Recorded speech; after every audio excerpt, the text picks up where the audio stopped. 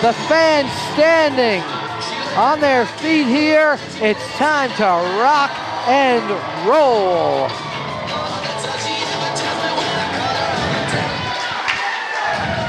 Ladies and gentlemen, this is our next main event match. The Rock and Roll Express against the Midnight Express. With Stan Lane at ringside. Team number 1, they hail from the dark side. Give me that microphone, you idiot. You don't deserve to introduce the greatest tag team of all time. Let me do it. The ego of Stan Lane is still alive and well.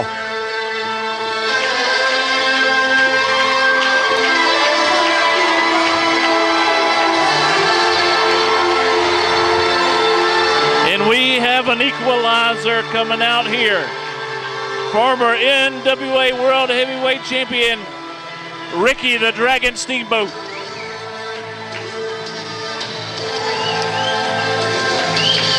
And I'm sure he's fully aware that Stan Lane is ringside.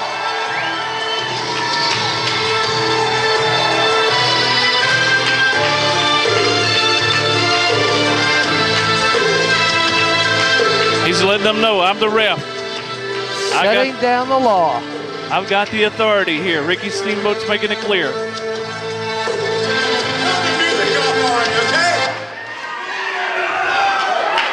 And now, ladies and gentlemen, they're twin sons of separate mothers. They're a tag team that will live in infamy. I give you the Sultan of Swing, beautiful Bobby Eaton, and the legendary lover boy to this country, the Midnight Express. I still think Cornette is here in the building somewhere. And the Midnight Express is accompanied to the ring tonight, ladies and gentlemen, by Sweet Stan Lane.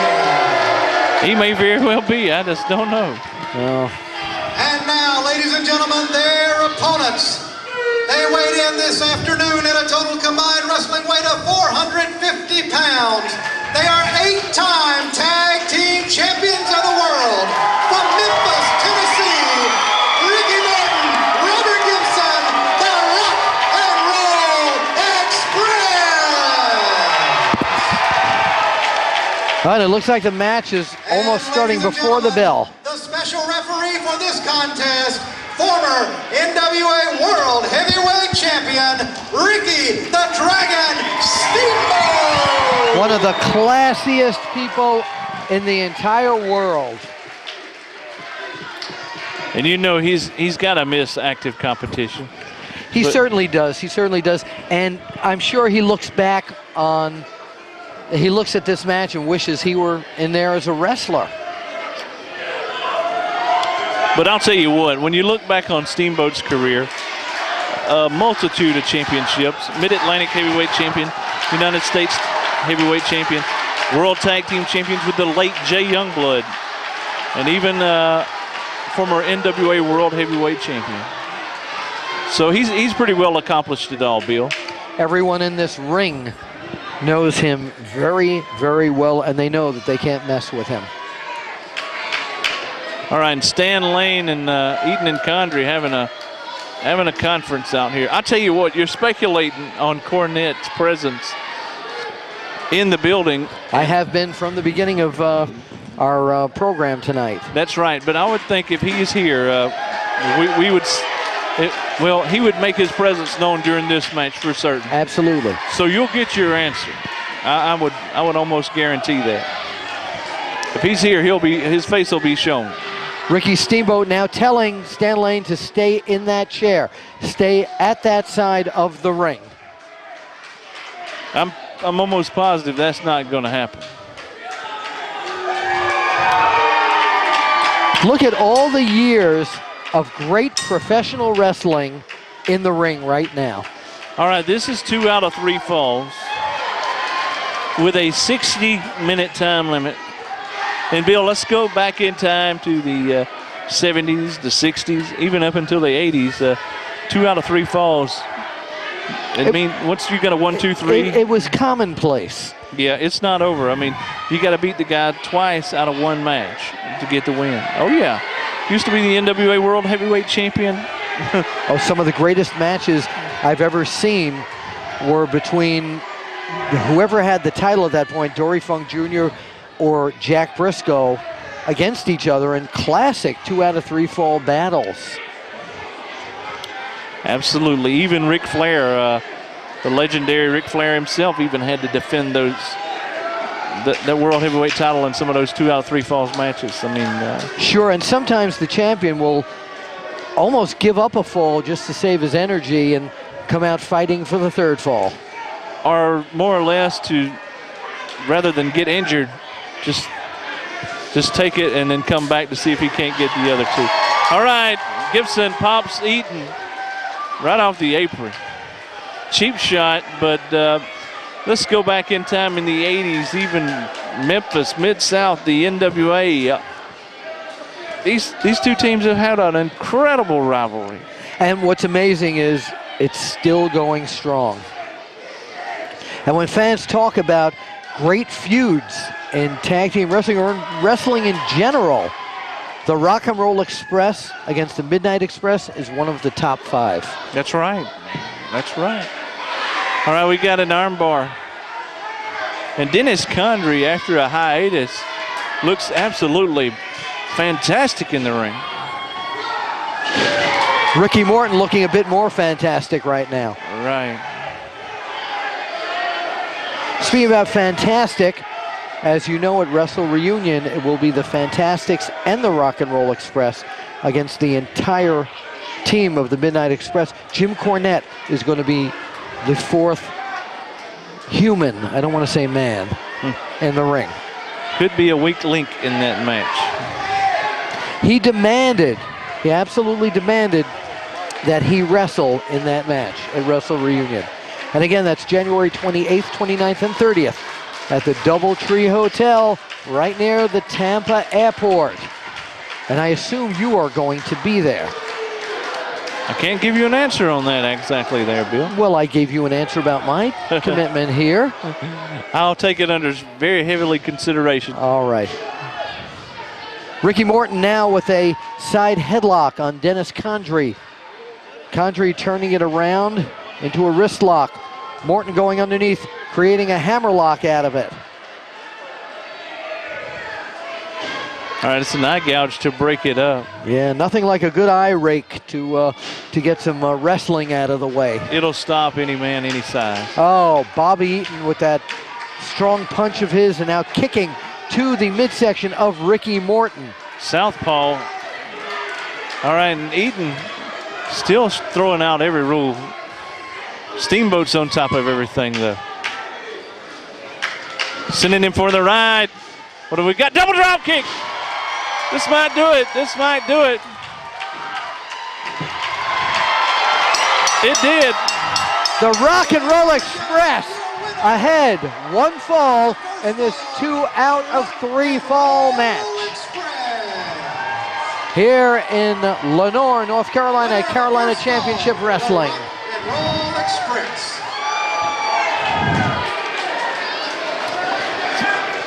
One fall up, Rock and Roll Express in a little under 4 minutes. Surprised the Midnight Express. I don't think they've seen that coming this early in the match, Bill. No, absolutely not. Out of the 2 out of 3 falls is the Rock and Roll Express. I think the Midnight Express, they're outraged. They're absolutely, you know what, they'll probably blame it on being interviewed by me earlier tonight and after Zally. Well, they could do that, and they might blame it on Steamboat. You know, I mean, they got a lot of people to pick on. A number of alibis. Well, they're down 1 fall, and if they lose this one, it's all over. All right, Stan Lane getting this crowd tore up. Oh, he's hurt his back. Really? Well, he may have indeed, but he gets around pretty well.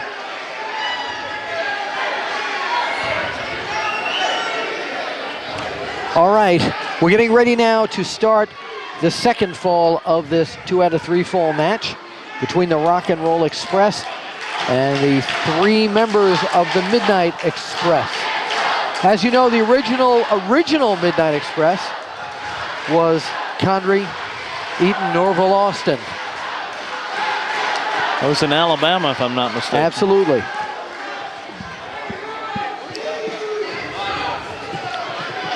But later on, Condrey teamed up with Randy Rhodes. Absolutely. Another version. But the most famous version was Condrey and Eaton, and then Eaton and Lane. The most famous versions of it. That's right. And Jim Cornette always at their side. I got hit in the back by a cornet racket once, and my back's still aching, and that was about 15 years ago at the 20 years ago at the Nassau Coliseum on Long Island. But it goes to show if he pops you, he'll hit anybody. And he does. Hip toss. Head scissors, he's got him. Great flying head scissor by Ricky Morton, by Robert Gibson, rather. I'm getting my Mortons and my Gibsons mixed up here. What have we got? Maybe a Hurricane Rana. That was Ricky Morton for sure. And the Midnight Express are running all over this arena. And Morton just stamped Condrey's hand. Loverboy Dennis, beautiful Bobby, and Sweet Stan perplexed. They cannot seem to get into this ball game, can they? Not yet. But remember, we got one fall up. We got 2 more falls to decide it, so it's not over. Well, the way it looks right now is that the Rock and Roll Express is going to win the second fall. What is Stan Lane doing trying to come into the ring? Steamboat's telling him to get out of there. Steamboat may have to physically get him out of there later on. He might have to hoist him out between those ropes. An unfriendly exit. Again, this feud literally taking place all over the world. And it shows no sign of tapering off. At this point, I would say so. All right, Morton punching Condrey. Sends him for the ride. Wait a minute. Didn't Stan Lane trip him out? Yes, he did. You know, just what I brought up in Apter's Alley, I was talking about 3-on-2, and Mr. Lane assured me, absolutely assured me, that that wouldn't happen. And what did we just see? It was right in front of us. A blatant infraction of the rules by Stan Lane. A little over 2 minutes. I would have liked Steamboat to have seen that to get a disqualification on the Midnight Express. 2-minute rest period. 2-minute rest period.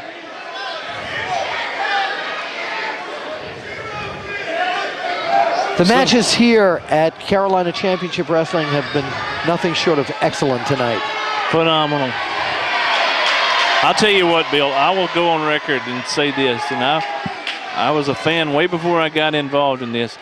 Carolina Championship Wrestling probably puts on a card on par with the original Mid-Atlantic Championship Wrestling. Oh, absolutely, absolutely. 1 fall apiece. And as you can see from this packed house, that people still come here to enjoy pro wrestling. The way it used to be, and really, and the way it's gonna be. And I hope it's the way it ought to be. Yes. And when you get great people like the promoter here, who brings this kind of matches to the public, to the fans, and keeps us alive, you can't do any better. Promoter Tony Hunter has done a fantastic job. He told me at intermission we have 1,400 people here in attendance tonight. Every last one of them die-hard wrestling fans. Well, there's a very heavy-set gentleman over there. I think actually he was a count of 2. Perhaps, okay. So, like $13.99. Condrey, what's he gonna do? Double team. Well, it's nice to see a double team effort instead of a triple team effort for a change here. That's right. Morton able to get out of it. It's not over by a long shot.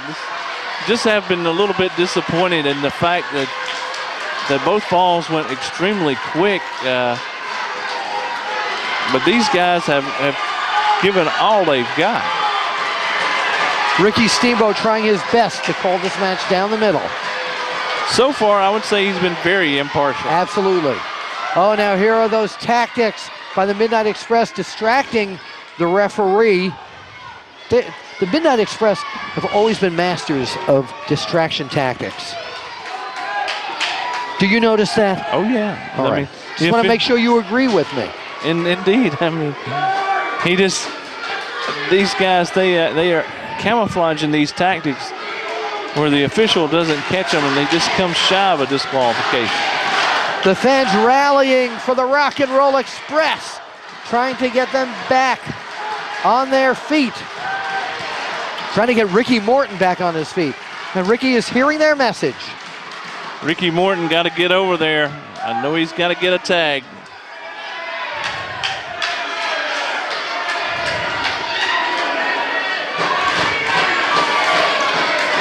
It's Bobby Eaton with an eye gouge. I wonder if Bobby Eaton went to an eye gouging school, because he does that so well. He's perfected it through the years.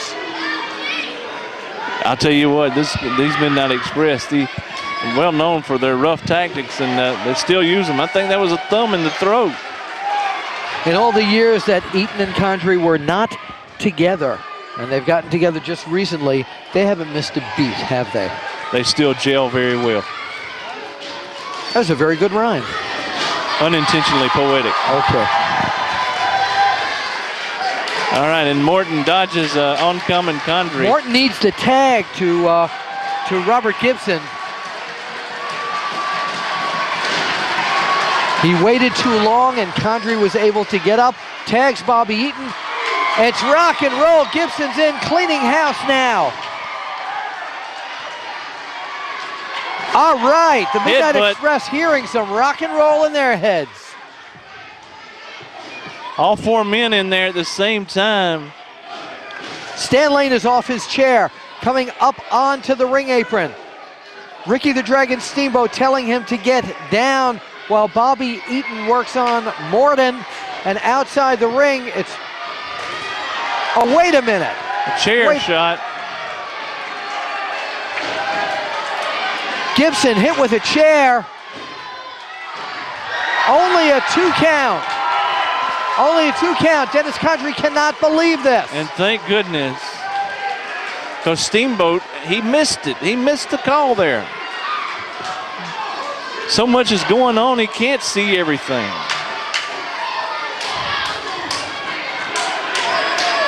Bobby Eaton swinging wildly, misses.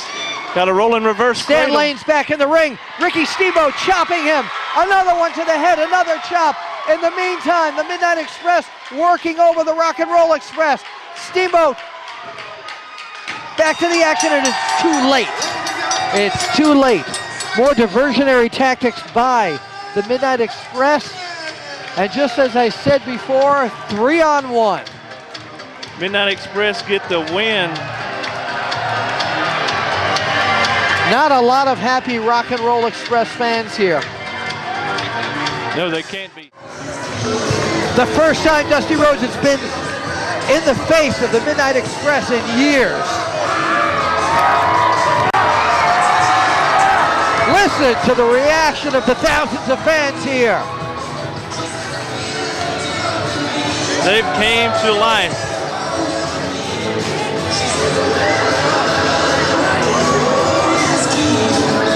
The majority of fans here all so thrilled to see this match happening right here. Let's go up to the ring. Ladies and gentlemen, our next contest of the evening is six-man tag team action. Introducing first, team number 1, at a total combined wrestling weight of 680 pounds. From the north side, Sweet Stan, Loverboy Dennis, Beautiful Bobby, the Midnight Express. And Stan Lane could never wrestle again in his career, huh? Injured. So they say. Total combined wrestling weight of 710 pounds. From Memphis, Tennessee, ladies and gentlemen, 8-time tag team champions of the world,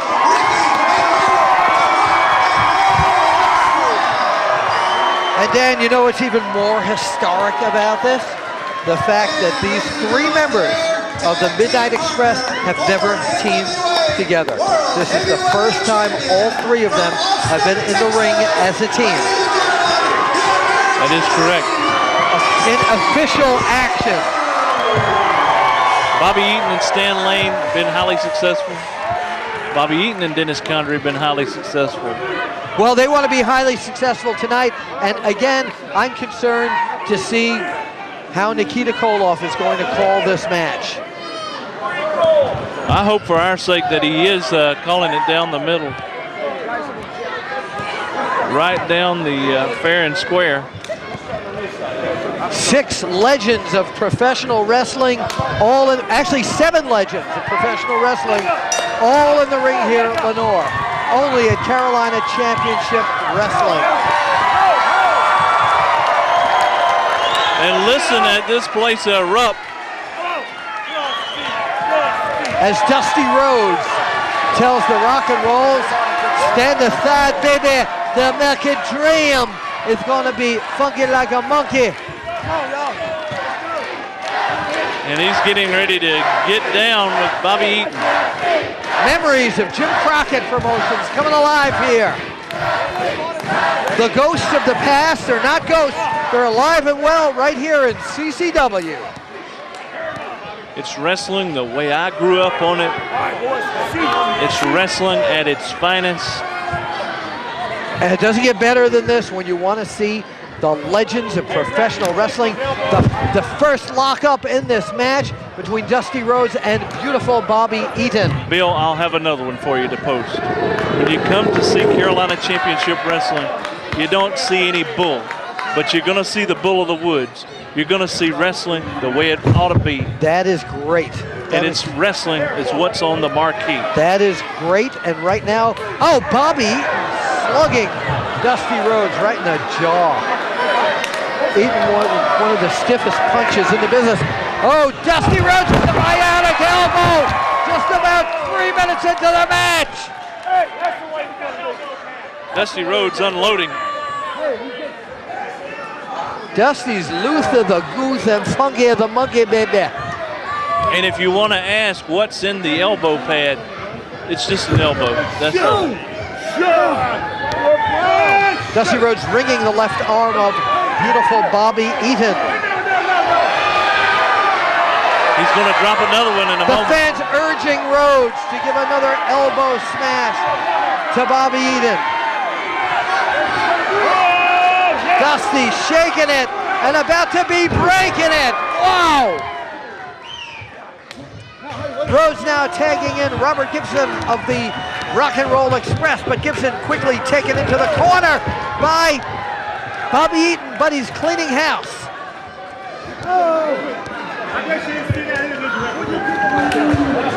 Well, so far the game plan of the Midnight Express is probably not going as they had hoped it would. We got Robert Gibson in with Dennis Condrey. All right, Gibson and Condrey locking up. Going back and forth. Condrey trying to lure him into the corner where Stan Lane and Bobby Eaton are waiting to attack Robert Gibson. Gibson with an arm bar. Wrist lock arm bar. Condrey with a handful of hair. Referee Nikita Koloff can't see it. Oh! Nikita pulling Condrey down by his hair, which could be the first infraction of the rules by the referee. All he had to do was warn him. We've heard the accusations, and we saw it, but Nikita Koloff did not. I'm not too comfortable with that at the moment. Once again, a lockup with Gibson and Condrey.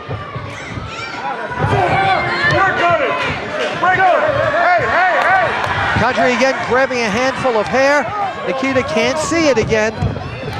Condrey tossing Gibson into the ropes. Gibson on the rebound, hitting Stan Lane. Then attacking Condrey, bringing him into the corner. Robert Gibson coming, Ricky Morton getting the tag. Morton going to work on Dennis Condrey.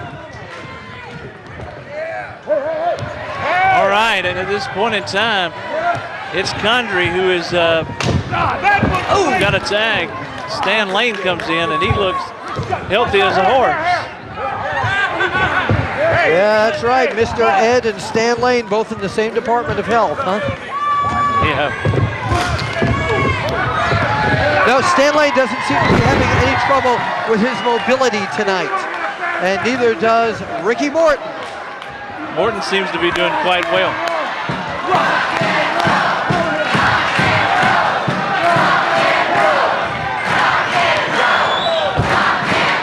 Rock and roll going wild here. Rock and Roll Express and Dusty Rhodes giving all three of the Midnight Express quite a battle. And it's pretty well been even at this point, Bill. Absolutely, except for Nikita Koloff pulling the hair of Dennis Condrey. I'm not comfortable with that. You're going to be a referee, but don't be that aggressive. But that's just my opinion. Oh, Ricky Morton playing some possum on Stan Lane at this point. Now ringing the arm of Lane, tagging off to Robert Gibson. Good double teaming by the Rock and Roll Express. They are masters of double teaming. Lightning fast. And Dusty's in. He's going to leave though. Was not a tag. He cannot stay in there. Thought he was getting ready to unload those punches like only he can. A conference now going on in the corner of the Midnight Express as they plan to regroup. Gibson and Lane locking up. All right, and Bobby Eaton comes in. Oh! Shot to the head of Robert Gibson. Referee Nikita Koloff almost getting smashed in that exchange there. Nikita Koloff and Bobby Eaton having words there. Eaton trying to keep Nikita at bay while he illegally works over Robert Gibson in the corner with closed fists. And the guy's on the ropes. He needs to let him out of there. Nikita Koloff threatening to floor Bobby Eaton. All right, we kind of see what's happening here. Nikita teasing a sickle.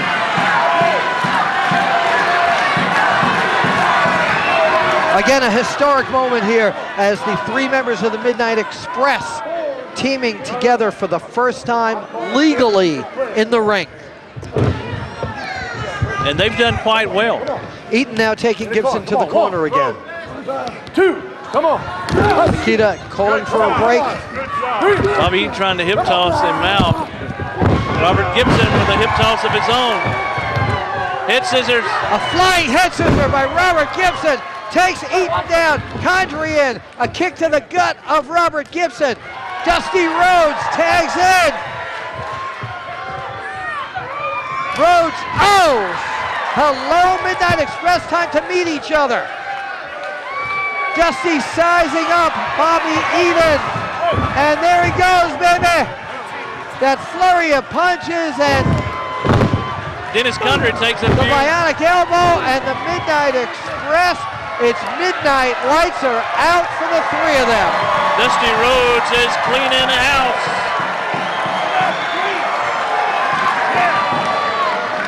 All three of the Midnight Express being rocked. Dusty Rhodes, a one-man wrecking crew. Rocked by the Rock and Rolls and Dusty Rhodes. You know, the Midnights are at risk for a count out at this point. I think they're going to conference to see what they can get back together here. Absolutely. Okay, Dennis Condrey going down on his knees. He wants to be Dusty's new best friend. He's telling Dusty he won't do anything bad ever again. And do we believe him? Not looks for like a minute. Well, it looks like Dusty's gonna.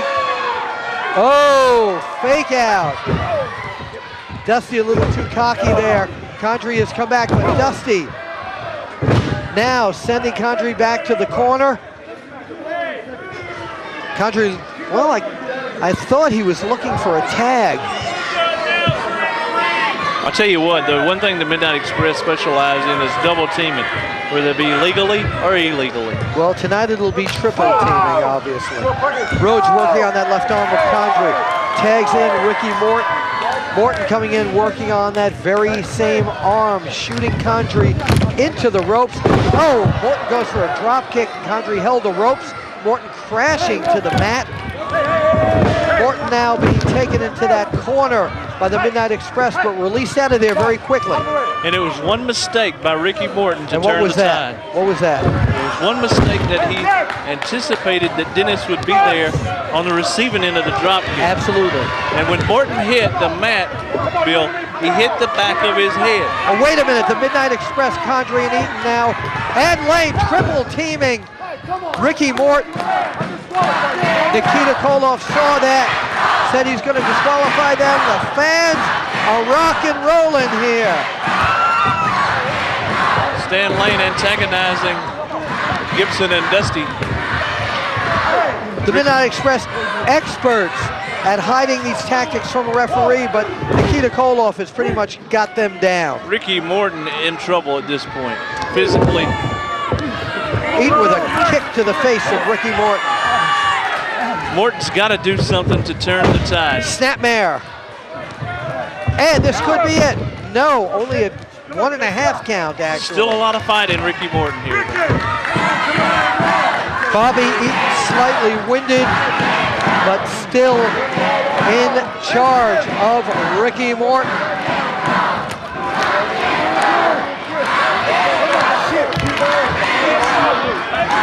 All right, Bobby Eaton grounding Ricky Morton. Morton's got to get up and fight his way out of this one. Right now, actually, this is to Eaton's advantage because he's resting for a moment. He's got a secure lock on Ricky Morton's head. But not to Ricky Morton's advantage, because Ricky Morton is down and he's having to carry Bobby Eaton's weight on his back. Absolutely correct. Morton to his feet. Series of elbow smashes. Comes off the ropes. Oh, that turned into a reverse maneuver and a backbreaker by beautiful Bobby Eaton. I don't know whether he got him right on the back or the tailbone, but either way, it's in the same region. Either way, it hurts. And it weakens you for the rest of the match. Condrey now working on the back area of Ricky Morton. With a bear hug. He horribly needs a tag at this point. Referee's attention, Nikita Koloff's attention, trying to be diverted by the Midnight Express, but to no avail. And the spine of Morton has to be in kind of a rough shape, and he needs to get out and get an arrest. Stan Lane coming in. We got a tag! We got a tag, but the referee didn't see it. Nikita didn't see it. He's telling Dusty you got to get out of the ring. Oh, look at this. Dennis Condrey doing whatever he wants to Ricky Morton, while Nikita Koloff is arguing with Dusty Rhodes, and he's missed the triple teaming. All right, Stan Lane is in. By the way, during this match, I do want to mention all this fine video work being done by High Spots Incorporated, the #1 video vendor for anything you want in professional wrestling. You want to check them out, highspots.com. And by the way, Bill Apter's shoot interview also available there. That is true, that is available. And Ricky Morton almost hitting the shoulders of Sweet Stan Lane.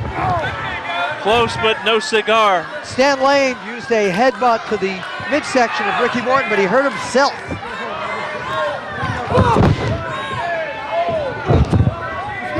Morton and Eaton trading blows. Ricky Morton looking for that tag as Dennis Condrey uses his own bionic elbow on Morton.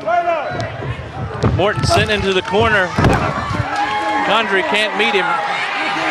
Morton got out of the way. Morton needs a tag. Condrey going over to tag. Morton's in the wrong corner. Morton thinks he reached his own corner. Robert Gibson coming in, but it can only hurt. He hip tossed Ricky right over to Dusty. The American Dream is in the ring, alive and well, as is his bionic elbow. Bam! Wham! Dusty Rhodes cleaning house. Double drop kick by the Rock and Roll Express. That's it. The Midnight Express have lost this match to the tandem of the Rock and Roll Express and the American Dream, Dusty Rhodes. The Midnight's now going crazy and taking Nikita Koloff and throwing him out of the ring. Nikita Koloff being attacked. I wasn't aware of that. Again, Nikita being attacked by the Midnight Express. Dusty's on the outside. Condry's got Morton. All hell is broken loose here. What have they got? They got Ricky Morton in the ring to be double teamed.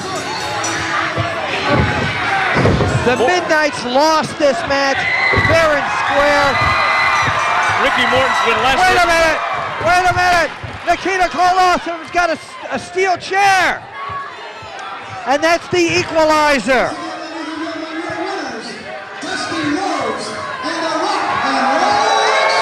The result is official. The Rock and Roll Express, Gibson, Morton, and their partner, Dusty Rhodes, victorious. Ricky Morton's head cut open. He is bleeding. Oh my God. Ricky Morton is lacerated and busted open.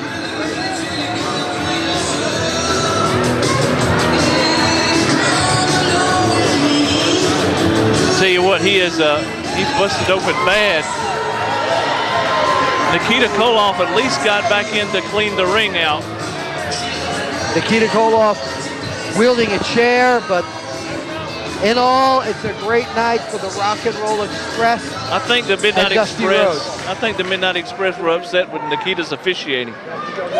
Well, the Midnight Express are going to utilize any excuses they can. Any excuses they can to justify their loss. Ricky Morton wants the microphone. Let's go to the ring. Did y'all see who won that match? Did y'all see what the American Dream and the Rock and Roll Express done? Well, I know next time, Dusty, in Illinois, you got Tully Blanchard. But there's one thing that's got to come to an end. All good things have got to come to an end. Get it. And I'm talking about here next month. Where's the big cheese at? Where's the big cheese? Come on down. Looking for the commissioner. Come on down here. All Barker says, come on down. Ricky Morton calling the big cheese to the ring, the commissioner. I'm tired of this. We want a match here with the Midnight Express. That will end this feud once and for all. Let's hear what Cheese has to say.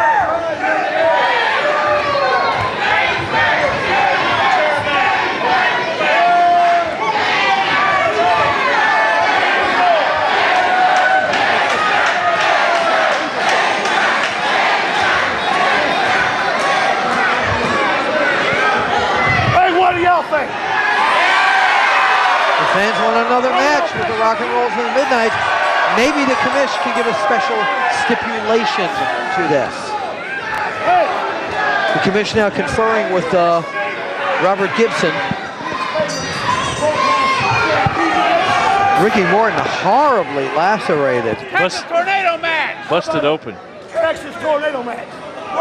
How about that? Way to go, David. Commissioner Big Cheese on the phone to one of the members of the board of directors here at Carolina Championship Wrestling. Let's see what his decision will be. Pays to have a cell phone here, doesn't it? Okay, all right. Let's hear what the Chief has to say. Okay, Ricky Morton, I gotta tell you one thing right off the bat. Jim Cornette has already made it very clear the Midnight Express was scheduled to wrestle here next month. And Jim Cornette is going to be here in Lenore.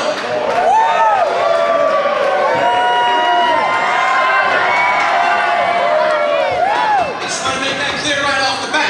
Now the second thing, since it seems that people seem to be a little bit confused about who needs to be in the ring and who doesn't, who's hurt and who's not, I'm going to bar Stan Lane from the building completely. Wow. He's complaining about his back and he needs time to rest up before the big match in Tampa so he can spend January 8th at home resting up. Hey,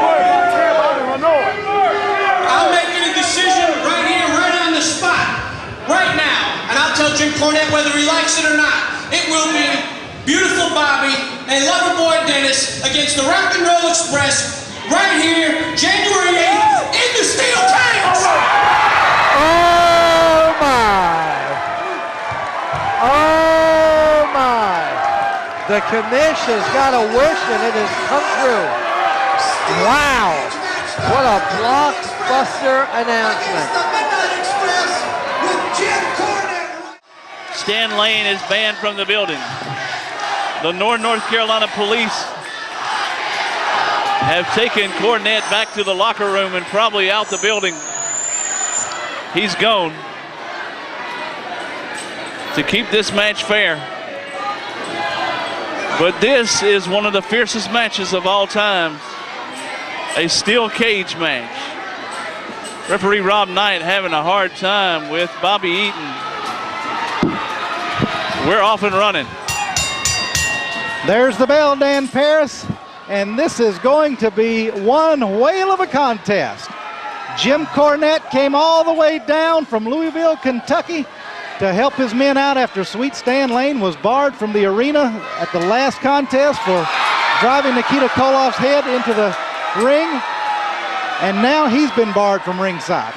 We had a small moon over Lenore here in Mulberry Recreation Center. I hope they can digitize that so people at home don't have to see it. Robert Gibson and Bobby Eaton exchanging blows on the ropes near the top of the cage. In the meantime, it's Dennis and Morton over on the other side exchanging blows. Pinfall, submission, out the door or over the top. That's how you win this one. Well, the cage is securely locked. The Big Cheese, I think, took care of that a little while ago.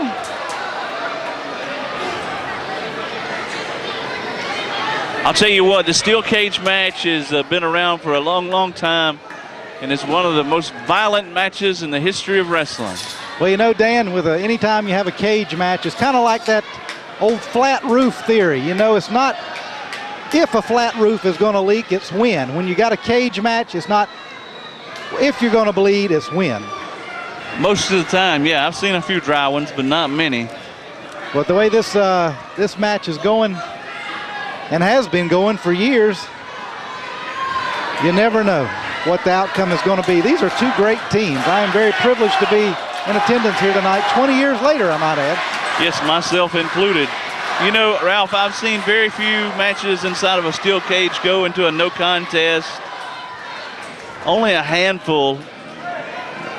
And let's hope Cornette doesn't come out here and try to crawl over. I mean, if he does, I hope that Lenore North Carolina police are able to stop him and withstand him from busting through the crowd. Yeah, he was none too happy to be escorted out of here by the Caldwell County Sheriff's Department.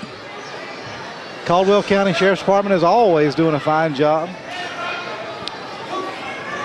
This match is usually the match that brings it right down to the final battle. And appropriately, this title is of our card and DVD, VHS video production here, brought to you by High Spots, is appropriately called Final Conflict 2005. And boy, it adds some matches on there that I'm sure some of the participants hope it's the final conflict, because they've had some rough and tumble times over the years and are still out there like the Energizer Bunny, Dan, going strong. That's right, that's right. All right, Robert Gibson. Hey, Bobby Eaton right over that top rope. He was going at it with Dennis Condrey for a moment. Loverboy Dennis attacking from behind. These guys exchanging blows. Now Gibson with a headlock. Ricky Morton comes in. Right into the cage. You know, Ricky Morton is the speed on the team. Robert Gibson is the solid performer. Nothing has changed. They have not missed a step. These tag teams have been feuding throughout the southeastern United States of late. Reignited. This feud has been reignited like an old fire. Well, it's one of the greatest feuds in the history of professional wrestling. course, two of the greatest teams in professional wrestling, as I said earlier, and you have many times. All right, Morton being pounded, and Ricky Morton needs to tag out or do something here to turn the tide.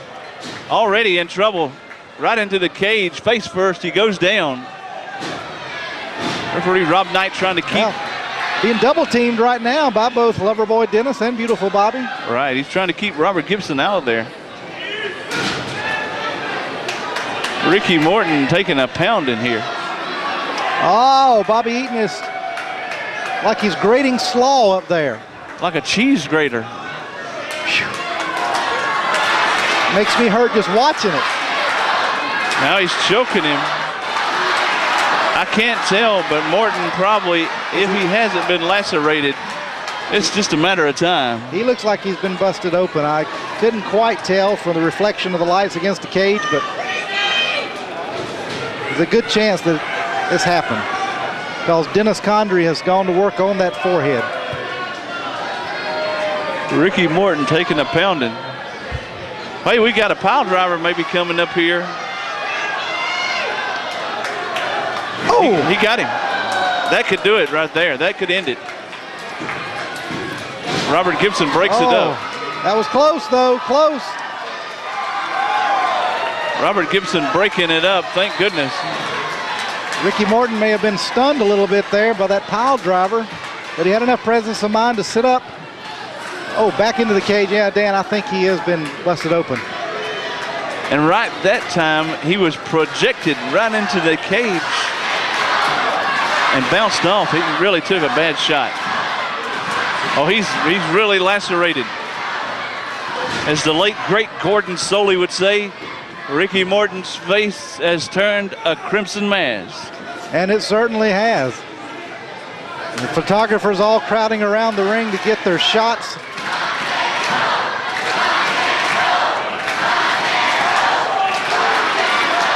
The crowd with that chant of rock and roll, rock and roll. Robert Gibson poised and ready to jump in if necessary. Yeah, he's hanging on this side of that cage and mounted. You know, in a cage match, really, if we have all four men in here, there's nothing really referee Rob Knight can do. Morton fighting back. I think he got Dennis below the belt. Shoulder right into the midsection from Dennis Condrey. Dennis Condrey takes Ricky Morton, whips him into the turnbuckle, goes in with the elbow, nobody home. Ricky Morton fighting his way over to make the tag to Robert Gibson. Gibson giving it all he's got to get in there. Dennis Condrey makes the tag to Bobby Eaton though, and oh, Morton makes it. And Robert Gibson comes in like a house of fire. Robert Gibson coming in there cleaning things up. Double noggin knocker. All four men in here going at it. Down goes referee Rob Knight. Look at Robert Gibson. He's got Dennis Condrey over in the corner, and he's really laying it in. Unfortunately, our official is down. In the heat of the battle. Hey, look. There's Jimmy Cornette. He threw the tennis racket over. Ricky Morton intercepted. That'll do it. Rock and Roll Express get the win. Ladies and gentlemen, your winners, the Rock and Roll Express. Cornette's plans backfired.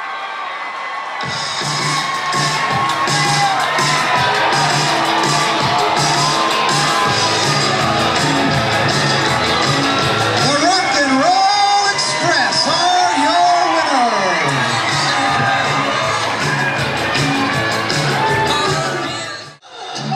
I'm a lover of can't just put my ball and get them out to Hey, we got it going on from the get-go. Blanchard and Rhodes going at it again. Before the music officially ends, it's Tully Blanchard trying to Pearl Harbor. And Dusty Rhodes meeting him head-on with elbow smashes. A 20-year-long feud reignited right here. Much like the Rock and Roll Midnight Express feud.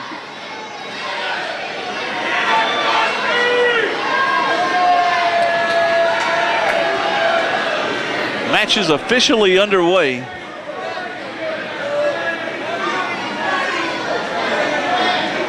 And Dusty Rhodes wasn't even back in the territory, but a matter of no time flat before Tully Blanchard was issuing challenges.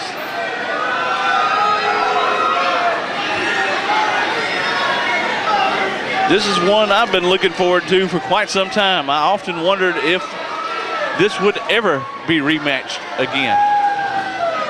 Blanchard trying to go for his leg. Hey, he got him, and he's taking him to the outside. Tully Blanchard working over Dusty's leg on the apron. Attacking his man while he's on the floor.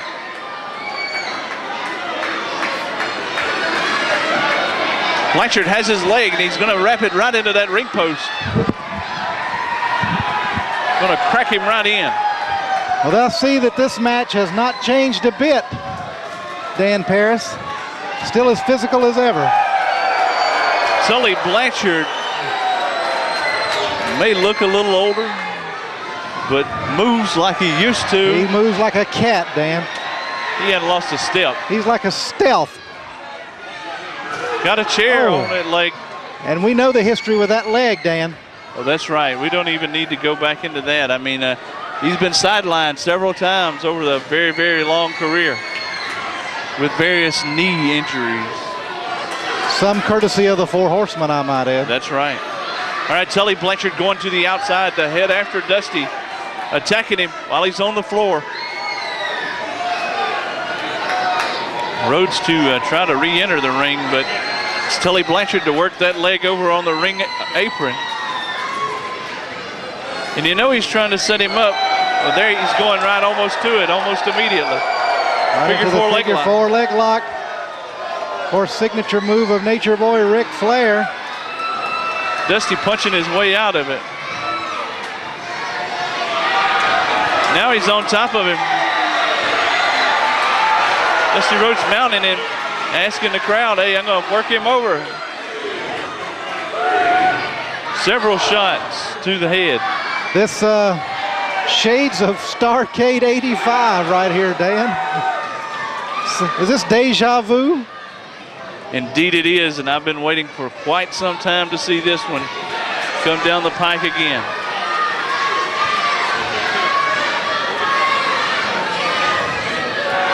Oh! Right in the back of the knee.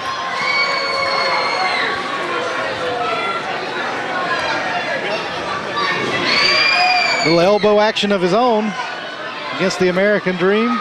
Uh-oh. Dream's got a leg. He may be getting ready to come up with a figure four of his own.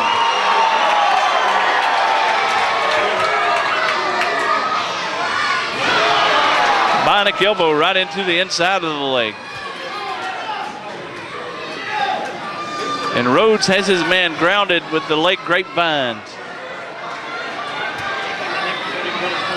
Tully Blanchard trying to pull Dusty's hair and trying to do whatever he can to get out of this predicament. Blanchard trying to get out of this one the best he can.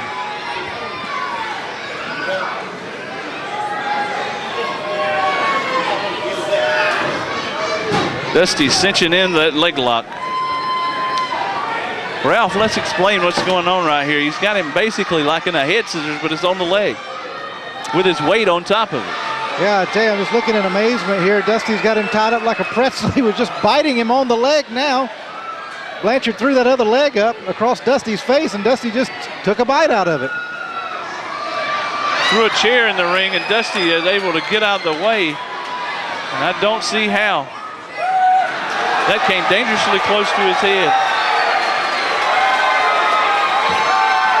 Dusty just took the chair and sat down and is just taunting Blanchard to come into the ring.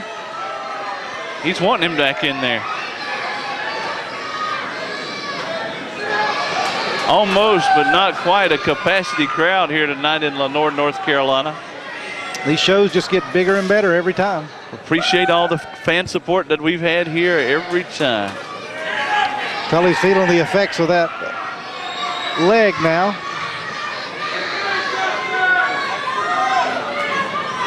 Tully taking his time, kind of backing him into the corner. Look how sleek Tully moves there. He's smooth, thinking man's wrestler. Trying to go in on that leg. Working him over. Pounding that leg. Knees him right in the midsection several times. Dusty turning the tide. The American Dream has him where he wants him. Is he going to deliver his signature move right here? There it is. Bingo. And down goes Blanchard. He's fighting the air now.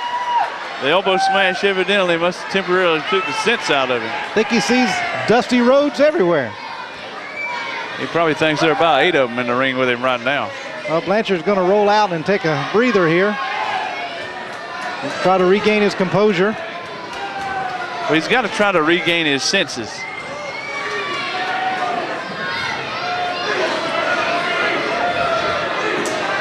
Blanchard trying to also regain his breath and maybe rethinking over some strategy. The Dream's coming at him hard and fast here.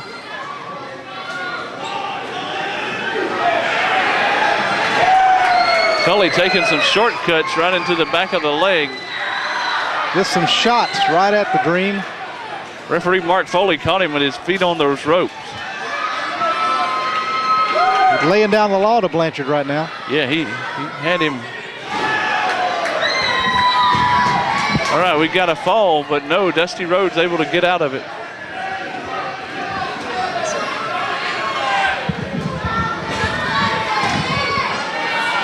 Trying to drop a knee and misses.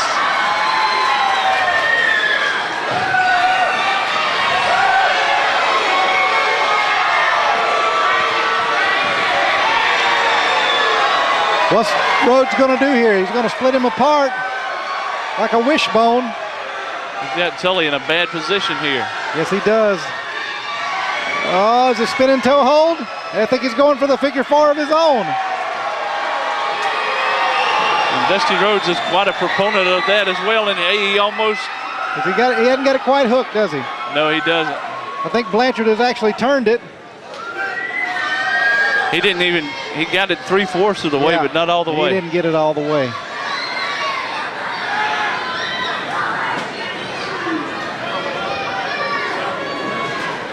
Blanchard now with a spinning toe hold. Now going into the figure 4 of his own. Or attempting to. No, he's got Blanchard's got the ropes. Got like a standing version of it. Mark Foley breaks that up pretty quickly. Foley and Blanchard having words.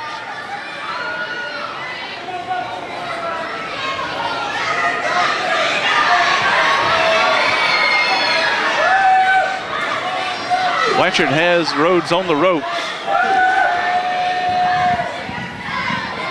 All right, Blanchard working over Dusty Rhodes at this point in time while he's on the ropes. Tully Blanchard has Dusty Rhodes worn down, beat down just a little bit, but the tide could turn at any minute. A little bit of a Robodo style punches while he's in those ropes. Tully Blanchard taking the measure to Dusty here. Dusty seems a little bit angered by this.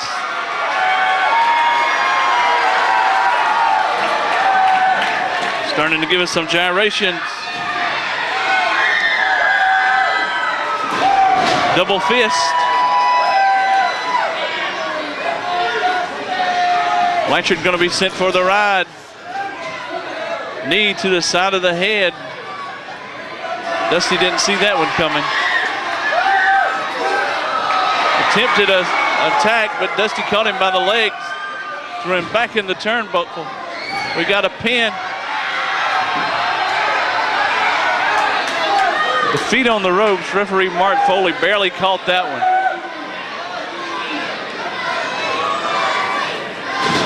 Dusty dodging an elbow smash. Dusty Rhodes has him pinned. Has his feet on the ropes. The American Dream, Dusty Rhodes. Dusty Rhodes with the feet on the ropes to get the win.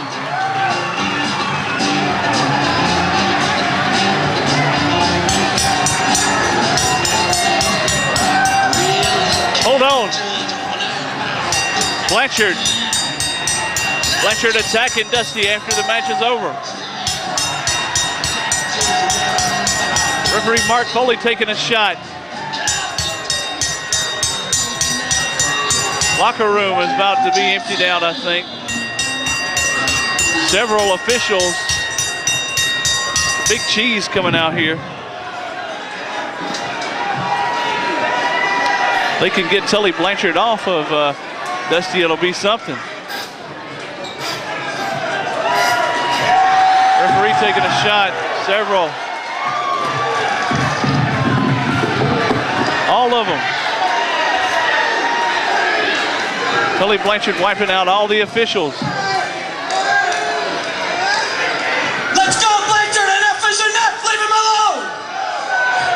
Blanchard! Blanchard, stop it right now! Blanchard! Blanchard, I'm telling you, stop it!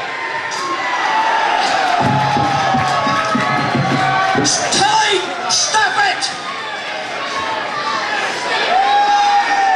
Tully, stop it! Tully Blanchard trying to injure Dusty permanently here. Tully!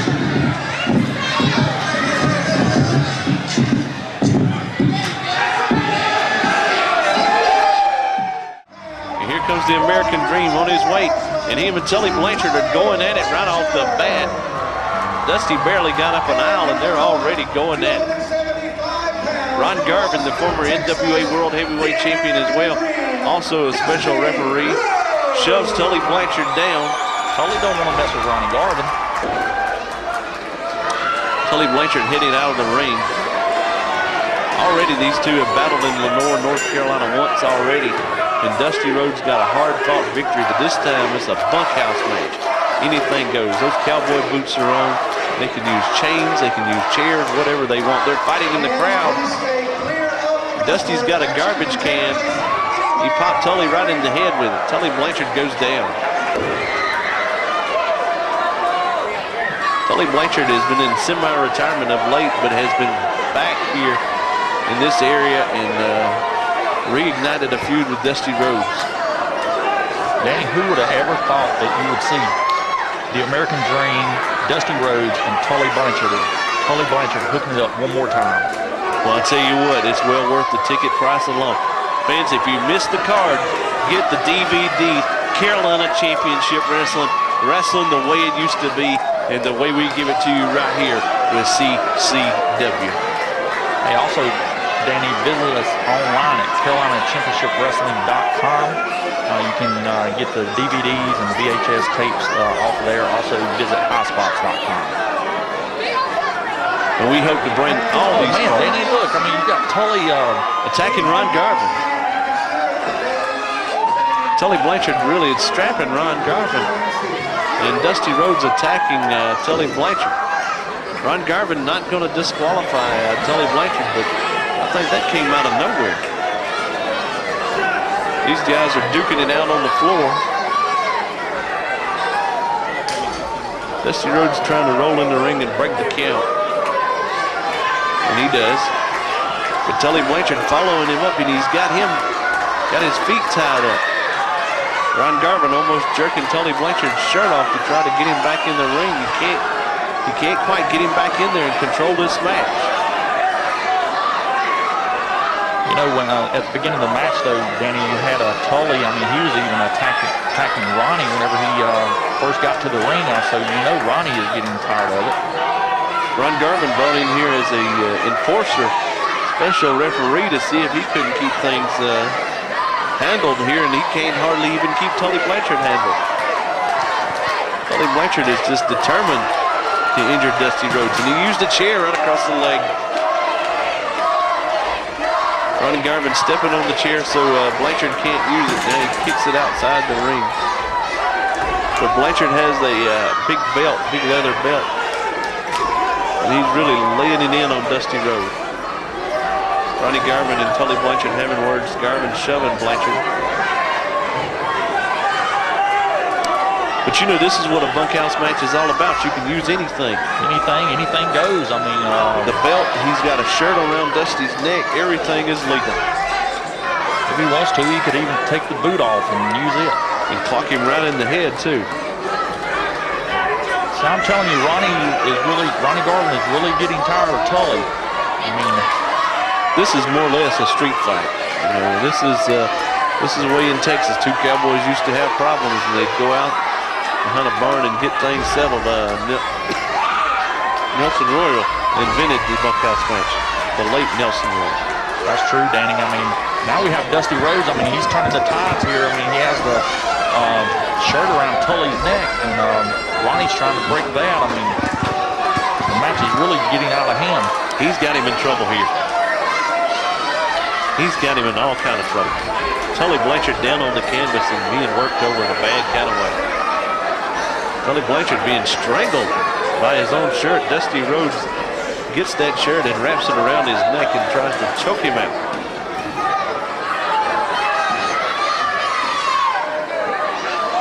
All right, Tully Blanchard falls to the hardwood floor.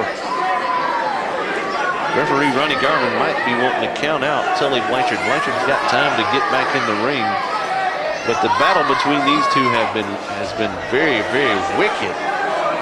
A very violent encounter here. Back out on the floor, Danny. Who knows? I mean, where are they going from here? Going out of our camera view almost for a moment. Where are they at now? They're in the sea of people. Unfortunately, we can't see them from our vantage point where they went to. They're in the crowd really brawling from what we can tell.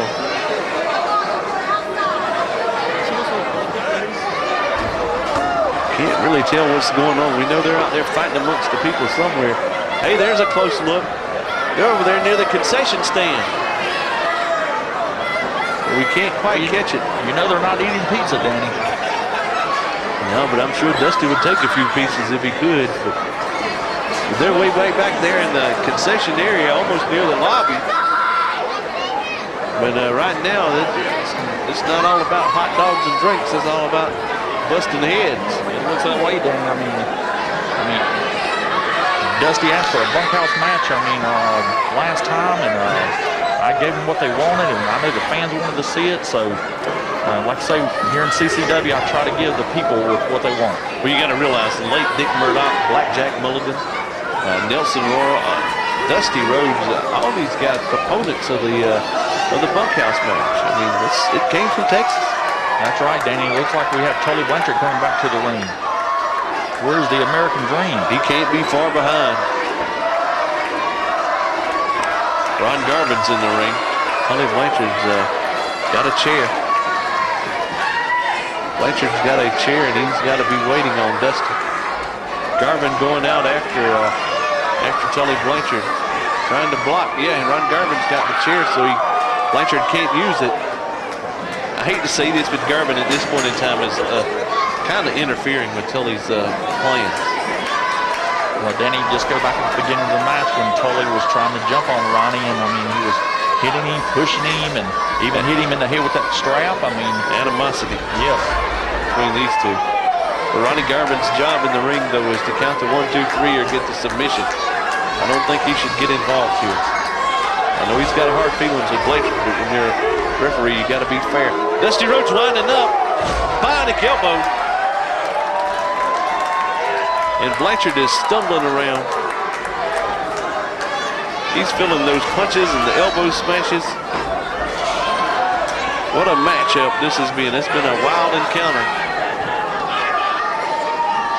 All right, Tully Blanchard now working over Dusty in the corner. Once again, Dusty Rhodes in the corner again.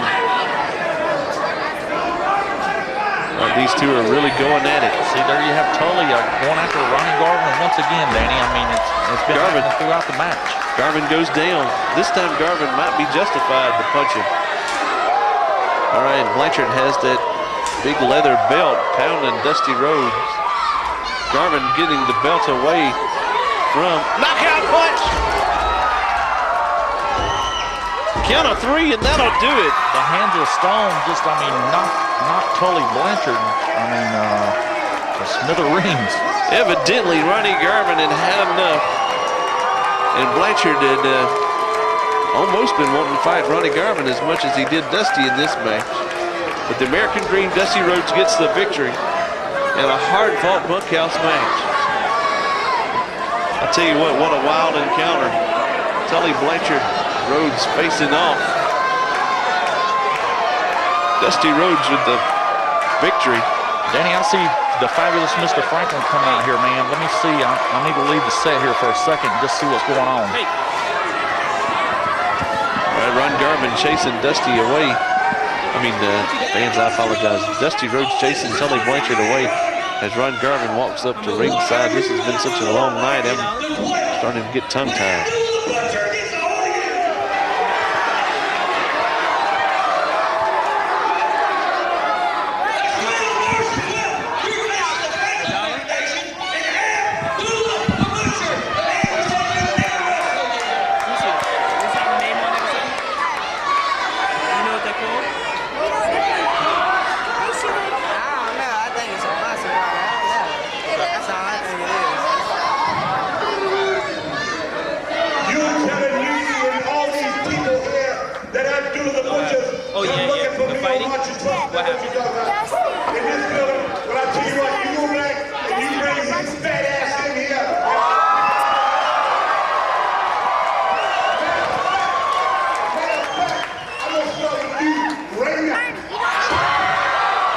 Hey, Danny, we just had Franklin. I mean, he just announced that Abdullah the Butcher would be taking on the American Dream Dusty Rhodes. I got something to say about this as a guest referee. Say what now? Dusty Rhodes and Abdullah the Butcher next month. There's Tony Hunter down here talking to Dusty Rhodes. I just got some news. Tony's left the broadcast booth. Special referee will be none other than Cactus Jack McFoley. No, okay, wait a minute. We just got an announcement. That's what Tony Hunter's went down for.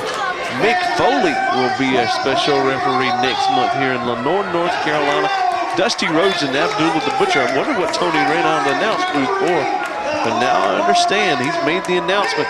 Next month, Dusty Rhodes, Abdullah the Butcher with Mick Foley. He's the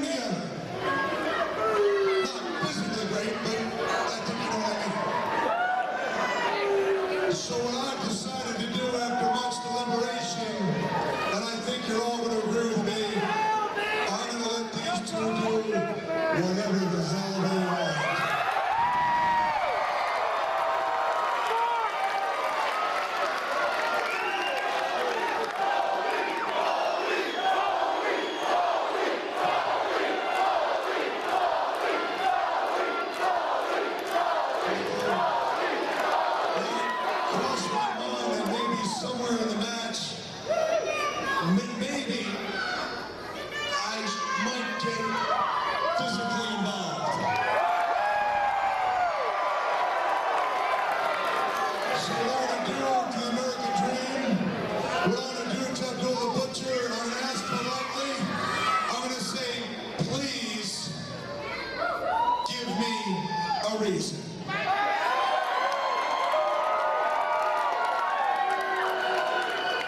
Who's ready for some carnage? Who's ready for a bloodbath? Everybody stay.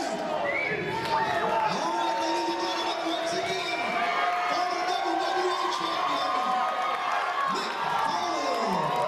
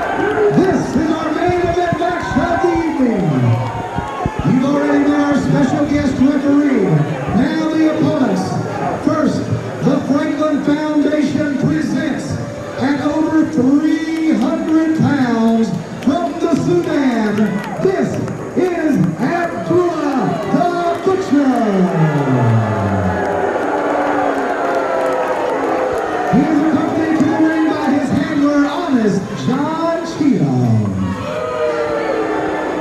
And ladies and gentlemen, his opponent, he needs no introduction. He is a former three-time NWA heavyweight champion of the world. He will be defending at 275 pounds from Austin, Texas.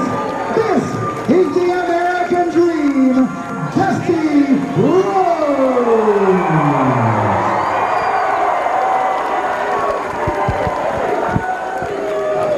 This match, falls count anywhere, anything goes.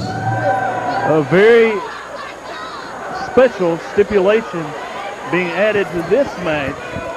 Falls count anywhere in the building and anything goes. Fans, I am in the very back of the Mulberry Recreation Center.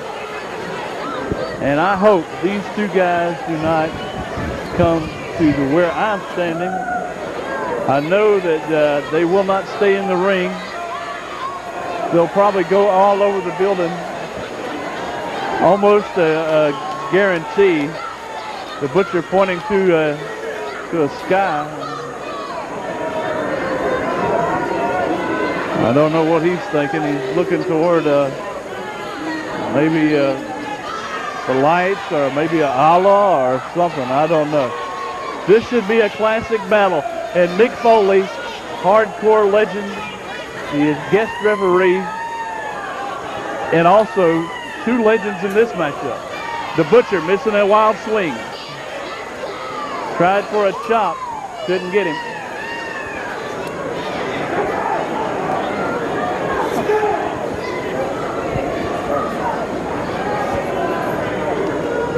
All right, both being in the corner. And Abdullah the Butcher. Looks like he has something. He's automatically gouged Dusty Rhodes in the head. And Abdullah the Butcher, world famous for carrying a multitude of foreign objects in the ring. Dusty Rhodes dressed as if he is ready to do battle in a bunkhouse match or street fight.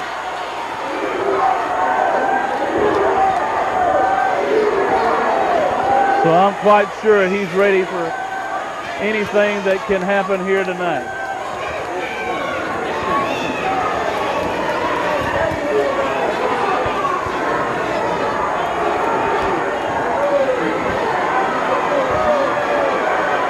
All right, referee Mick Foley, the very, very special guest referee Mick Foley backing up.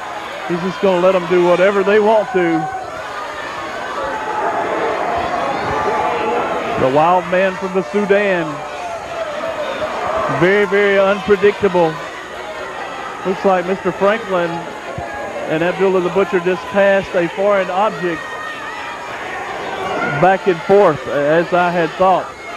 Mick Foley looking for the object. It's not in the possession of Abdullah the Butcher. Okay, so of course it's not. It's in the possession of Mr. Franklin.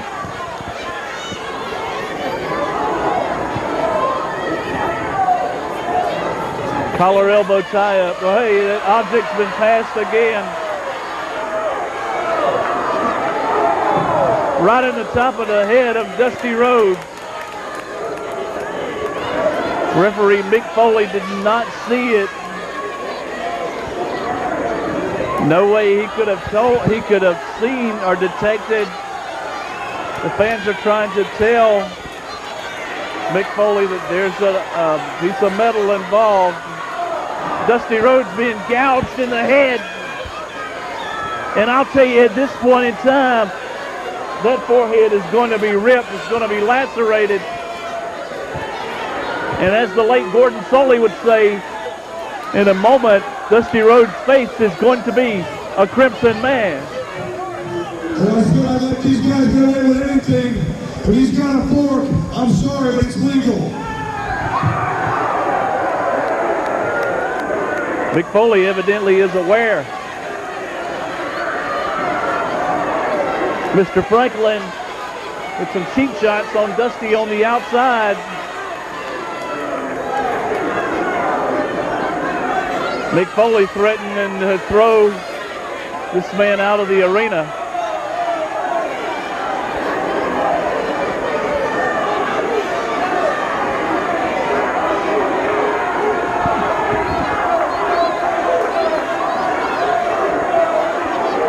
Dusty Rhodes trying to get back to his feet.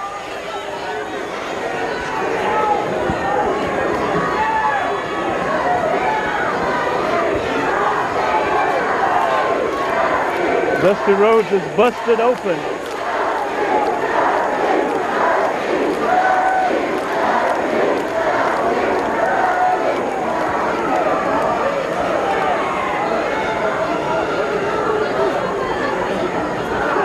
Another shot right into the top of the head. Fans, it's quite obvious.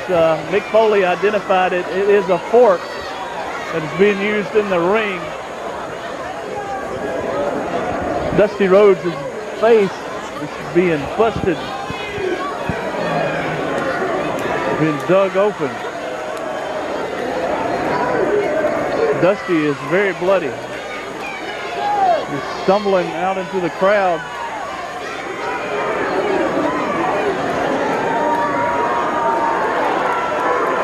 Mustering up some fight. You can tell the American Dream is starting to get a bit irate. Mick Foley says he's going to stand back and let them go all over the whole building. Anything goes. Falls count anywhere in the Mulberry Recreation Center.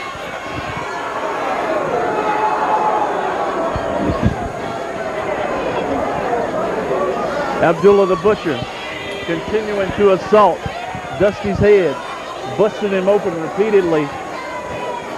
And fans, you can almost guarantee that his head has been probably busted open not once, but several times.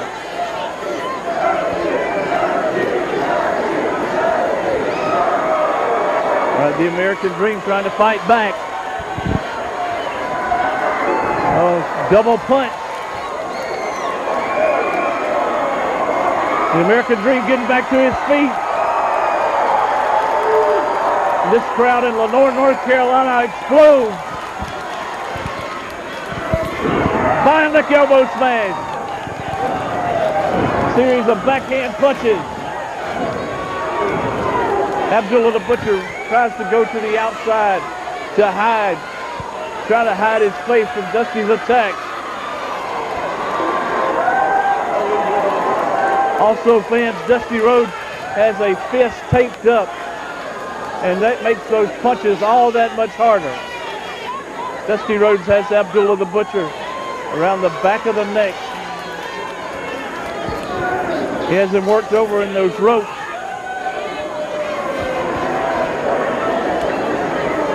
Abdullah the Butcher being scratched and clawed.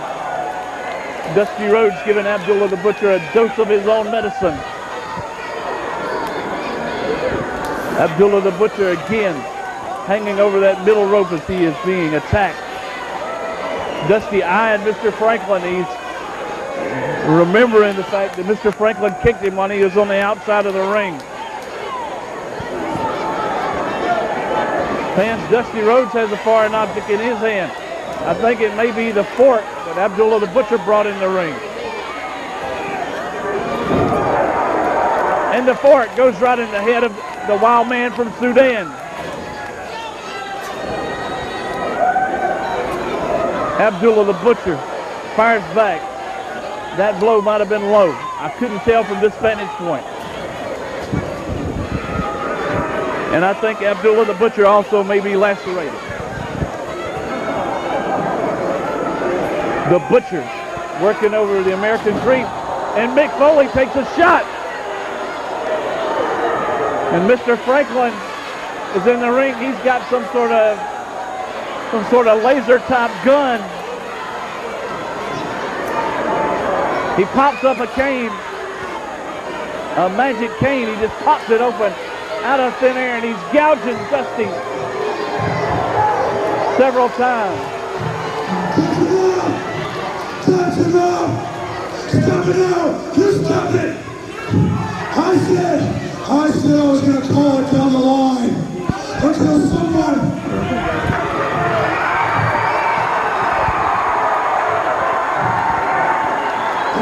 Someone gave me a reason. You just gave me a reason.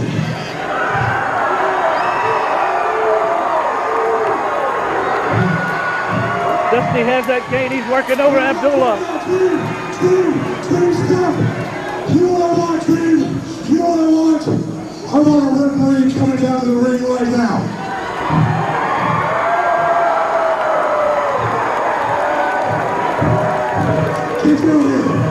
I don't want a troubleshooting referee. I want a real referee.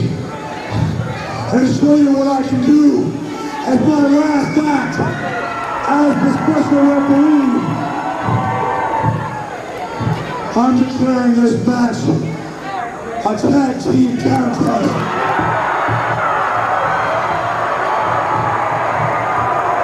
Mr. Franklin and Abdullah the Butcher against Mick Foley and Dusty Rhodes.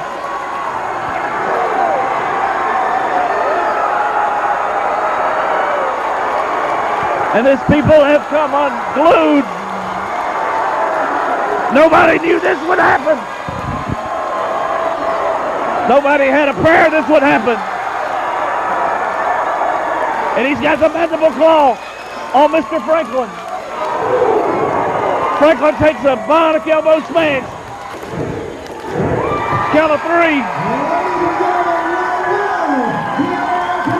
Dusty Rhodes and the hardcore legend, Mick.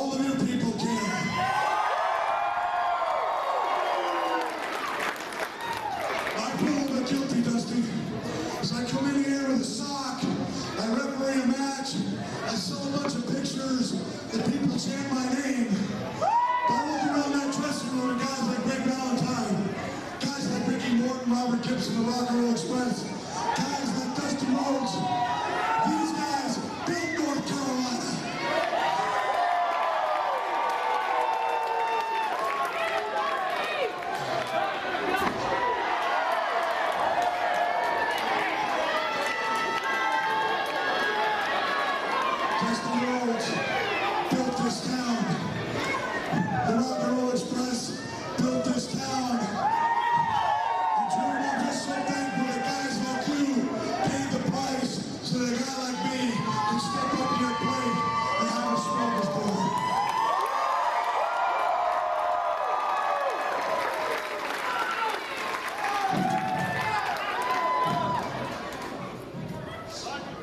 At my age, I just want to say I love y'all very much. Thank you.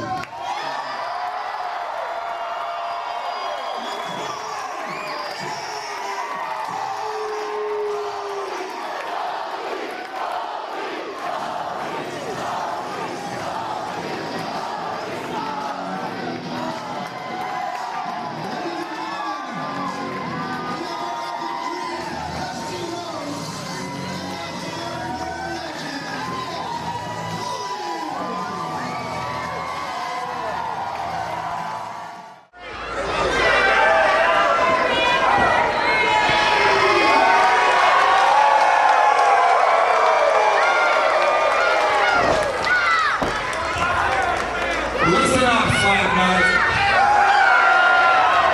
I came to this backwards, redneck, hillbilly town for one reason and one reason only. No, Boogie Woogie, I didn't come here to take care of you. I came here to collect that bounty on the American Dream's head. You know, in TNA, he's known as the DOA, the Director of Authority. I ain't listening to that, none of you. Listen, put your teeth back in, you're scaring me, buddy.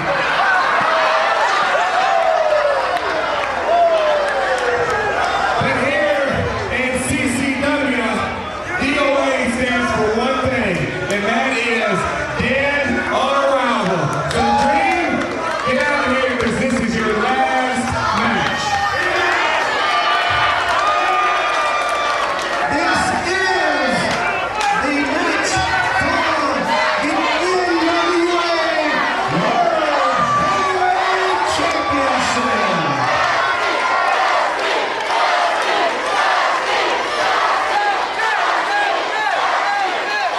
Ladies and gentlemen, the contestants here in this bout. First, the champion.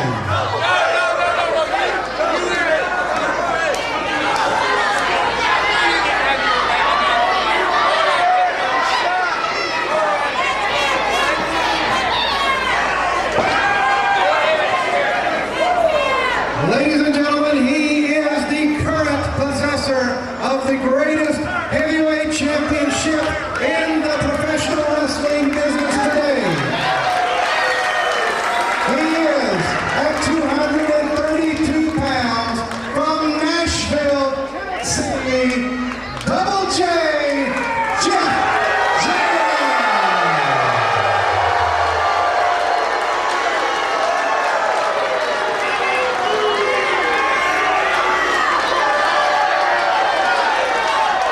And ladies and gentlemen, his opponent.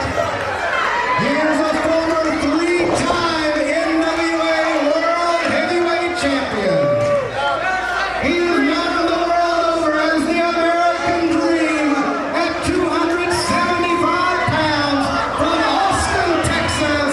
Ladies and gentlemen, Dusty Rhodes.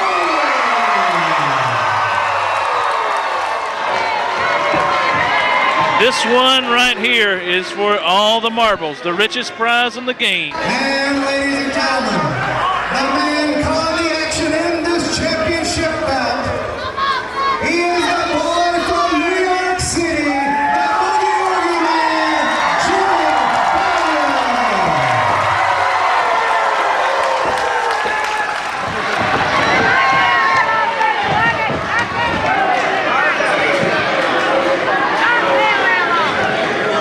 All right, Joe, this is for the richest prize in the game. This is the oldest title, world heavyweight title in the history of professional wrestling. Since the turn of the century, the NWA World Heavyweight title has been defended internationally all over the world. And Dusty Rhodes has had the honor and the privilege of holding this championship several times. And I'll tell you what, this guy it would be a feat in itself for him to get this belt And he could do it. He could do it tonight. Absolutely possible, as you see the Boogie Woogie Man, Jimmy Valiant, displaying the beautiful 10 pounds of solid gold, the NWA Heavyweight Championship, and the title is on the line in this match. And Dan Paris, we're watching history in the making right here in Lenoir tonight. Absolutely. And, you know, I understand it was a while back that Jarrett defended this title in Korea. And also, of late, I understand that there has been talks of him taking this world title and defended it in Mexico as well. And he has defended it all over. But Dusty Rhodes of late, let's go back in time. He has recently defeated Abdullah the Butcher and Tully Blanchard in 2 very violent matches. And that situation's probably not over by a long shot. But those wins have justified him getting a crack at Jeff Jarrett's NWA World Heavyweight title. Should be an incredible matchup, no doubt about it. Of course, Dusty Rhodes, former multi-time NWA heavyweight champion himself, so he certainly knows what it's like to hold that gold belt and to have the prestige and the honor that goes along with it. And Jeff Jarrett, of course, the current title holder, he knows what it's all about. And he's come here to Lenoir, North Carolina to defend the title. Both men circle around. They've locked up collar and elbow. Jeff Jarrett pulls Dusty Rhodes into a side headlock. Jarrett controlling the action as the Boogie Woogie Man, Jimmy Valiant, looking on. You know, Jarrett has stated back in the back that Valiant probably would not be partial. He says the deck is stacked against him by bringing Jimmy Valiant in here as a special referee. Well, it certainly does put more pressure on Jarrett. You know, the question, I guess, is whether or not Valiant will do the job as an impartial official in this contest, or if he's going to lean towards his old friend Dusty Rhodes in it. So it'll certainly be interesting to see how it unfolds, that's for sure. Well, I'll tell you what, there's a history between Valiant and Rhodes, longtime friendship, but also in Memphis, Tennessee, there's some history between Jerry Jarrett, Jeff's dad, and also Jeff and Jimmy Valiant. So it'll be quite interesting. Absolutely right. A lot of history in that ring right now as Jeff Jarrett controlling Dusty Rhodes with an arm bar. As Valiant doing his best to keep things on the up and up. As Jarrett continues ringing that arm of the American Dream, Dusty Rhodes cranks it around again as the Dream finds himself in trouble in the opening moments of this matchup. Basic fundamentals, and Jeff Jarrett is working them to the hilt. All the way to the maximum. Absolutely right. As he continues applying pressure, clamping down on that elbow and shoulder of Rhodes. There's no doubt the people here in Lenoir are 100% behind the American Dream in his quest to capture the gold once again. All right, and Jarrett has a variation of an armbar on Dusty Rhodes. Arm ringer, winding it up. Dusty gonna send him for the ride. Missing a back elbow. Oh, Jarrett put on the brakes right there, trying to avoid that elbow, but he got it right in the noggin, right in the forehead. The American Dream was cocked and loaded, and he let him have it right there. As Jeff Jarrett was able to avoid that elbow earlier, but he did not avoid it this time as the American Dream planted that bionic elbow right on the top of the head of Double J Jeff Jarrett. Absolutely. All right, the referee is about to count Jeff Jarrett out. The Boogie Woogie Man and about 2,000 people here in Lenoir right now are laying the count on the current NWA champion Jeff Jarrett. Jarrett better get back in that ring. He did. Ducked in there long enough to break that count, if nothing else. As Jarrett's showing the crowd, he's a smart guy, and of course he is. Right now, Joe, what he's doing, he's really just trying to control the pace. You know, he's trying to get his second win. He's trying to get Dusty a little mad at himself. But it may work, it may not. Psychological. Way too slow. Absolutely right, Dan Paris. As the Boogie Woogie Man laying the count to him.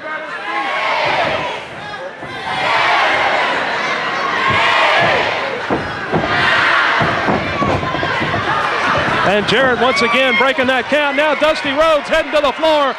Dusty's had enough of it. Maybe that psychological game, like you were saying, Dan Paris is coming into play here as they're heading right out into the crowd here in Lenoir, North Carolina.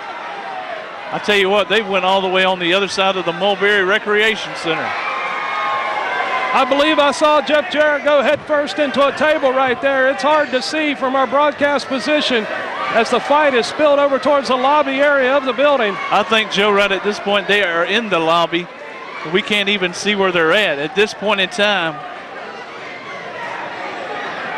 They're gone. They're in the lobby. I hear banging around on tables. We can hear the impact of the blows, as you're saying, Dan. From our broadcast position, we can hear the impact. But it's hard to see in this mass of humanity. A huge crowd on hand.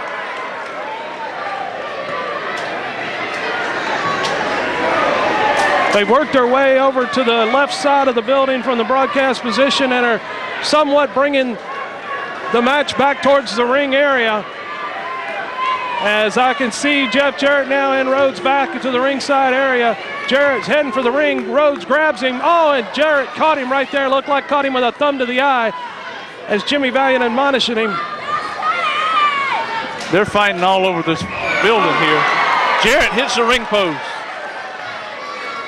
Jarrett went face first to the ring post on that Irish whip reversal there by the American Dream. Dream sent him face first into the post. Valiant now climbing back up onto the apron as the matchup continues on the floor. I'll tell you what, these guys fighting all over the building like they are at this point. If it continues at the rate it's going, somebody's going to be busted open. Jeff Jarrett's got a chair. Jeff Jarrett's got a chair. He's going to work on the American Dream at ringside. Catches him with the chair for at least the second time that I could see. Oh, Valiant caught the chair right there. Valiant's fighting Jeff Jarrett for that chair. And Jimmy Valiant almost fell when he had that chair. He's got the chair in hand. The crowd here in Lenoir, North Carolina is going wild as Valiant had threatened to hit Jarrett with the chair. But Jarrett now has rolled Dusty Rhodes back into the ring and gone back to work on Rhodes with a series of kicks as the American Dream is down on the canvas on the receiving end of a tremendous amount of punishment. I'll tell you what, Jimmy Valiant was not going to put up with that chair being used again and again and again. Jarrett now drops that elbow down across the leg of the American Dream, and a second time as he's gone to work on the legs of Dusty Rhodes. Dusty Rhodes is on the canvas, being worked over in the worst kind of way. Valiant checking in, see if he wanted to submit, but I'm sure that's not the case. The American Dream's back on his feet. Jeff Jarrett catches him with a hard right hand. Oh, and Valiant blocked that punch. He's trying to keep this illegal. While Valiant was blocking a punch, Dusty Rhodes took a shot.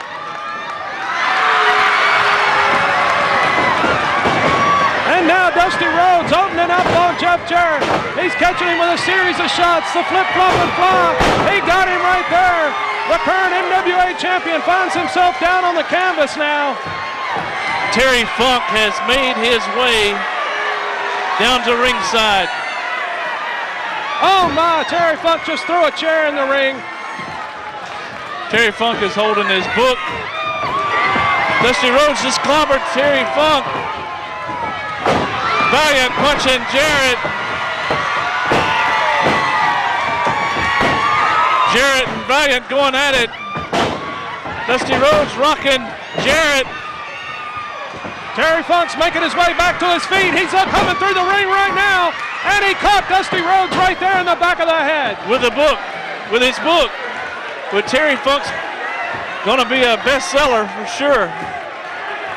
Terry Funk came out earlier tonight and let the world know what he thought of Dusty Rhodes, and he called him out. Lord knows the history between Terry Funk and Dusty Rhodes goes back many, many years.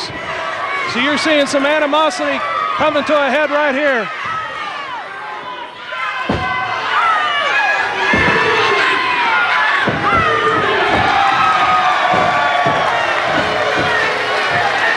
Jeff Jarrett, I believe, has been able to get the pinfall after Terry Funk knocked Dusty Rhodes out. Jeff Jarrett was able to take advantage of the situation and retain the NWA Heavyweight Championship.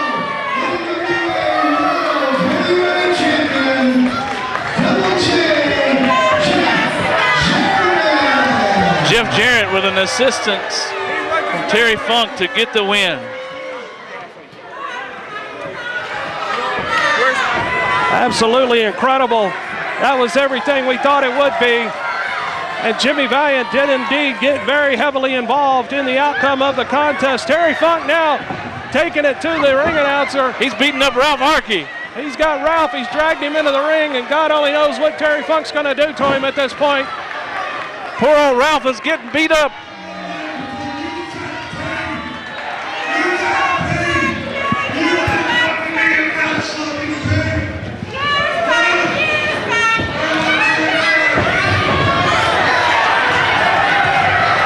Terry Funk now continuing to lay in a series of kicks on the American Dream, Dusty Rhodes.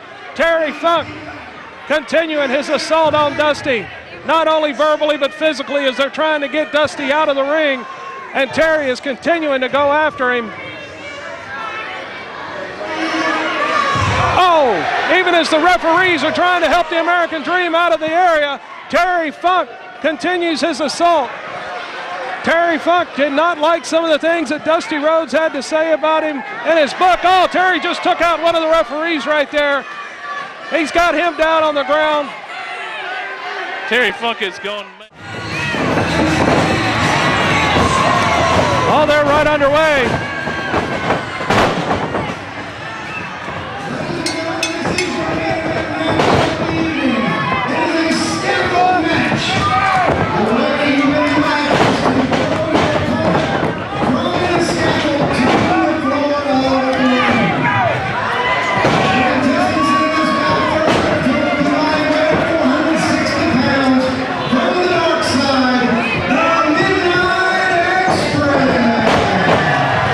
Midnight Express and the Rock and Roll Express.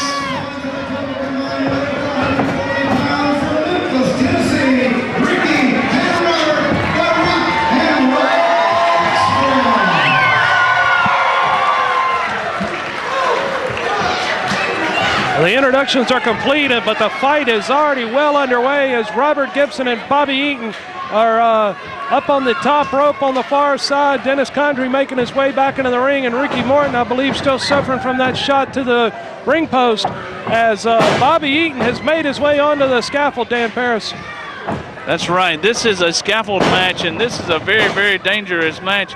Robert Gibson in the ring with Dennis Condrey, and Bobby Eaton is all the way up there to the top. And you know, these matches are very dangerous. It's about 15 foot, maybe 12 foot. I can't tell from where we're sitting how far up they are, but they're very, very high in the air on the scaffolding. How you win this match, you got to have your opponent thrown off, and they take a nasty fall right in the ring. At least I hope that's where they land. Absolutely right about that, Dan Paris, as Bobby Eaton and Robert Gibson are battling it out on the top of the scaffold as Dennis Condrey and Ricky Morton just got sent hard into the scaffold right there. And Robert Gibson just about fell. I mean, very, very dangerous situation. This is the type of match that can end a career in a heartbeat. Gibson and Eaton are having an exchange up there. Now, Dennis Condrey is getting ready to make his way up. Ricky Morton, I think, has been frailed and beat up on the floor. You're right about that, Dan Paris. I don't even see Ricky Morton. He must still be down on the floor. I see him now. He's on the floor on the far side as Robert Gibson now in a world of trouble as he is sandwiched between the members of the Midnight Express. All right, Robert Gibson holding his own, but in between. Midnight Express double teaming Robert Gibson. Hey, they almost got him over there. They almost got Robert dumped off the side of that scaffold.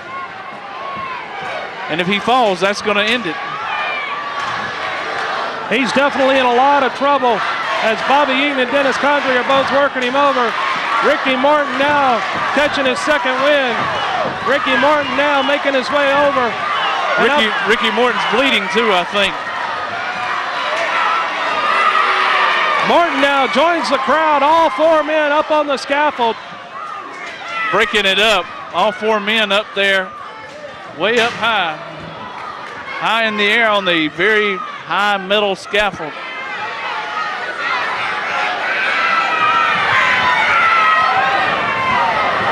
Bobby Eaton appears to have something. He did. Oh, powder. I saw Eaton fumbling with something in his hands, and it was a handful of powder. Who did it hit? I believe he caught Ricky Morton with it. Dennis Condrey crawling over to Morton. Morton's about to fall off. Morton's barely hanging on. From our vantage point, we couldn't tell. One thing we could see was just white powder flying. Ricky Morton's got both feet over at this point, and Condrey stopping him. Morton now holding on. Morton fell.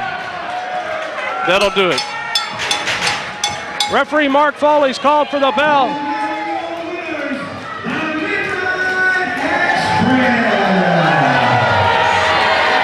Midnight Express, the winners of this scaffold match, as Ricky Martin fell from the scaffold, but Dennis Condrey's not done as he's working him over.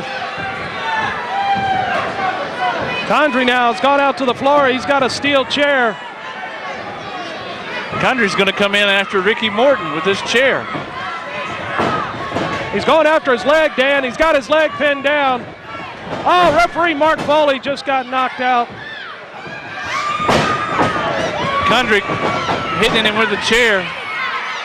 Kid Cash hits the ring and runs Dennis Condrey off. Kid Cash, at one time a protege of Ricky Morton. Cash clearing the ring. Midnight Express has won the scaffold match here in Lenore.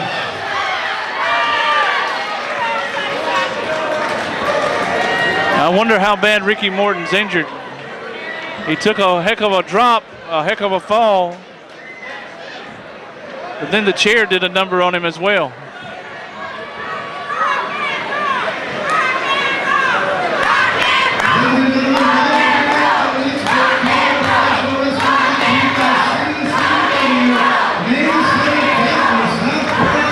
Let's stay with it and see if we can figure out what's happening to Ricky Morton, if he's going to make it up or what. If he needs a stretcher, or I'm not sure.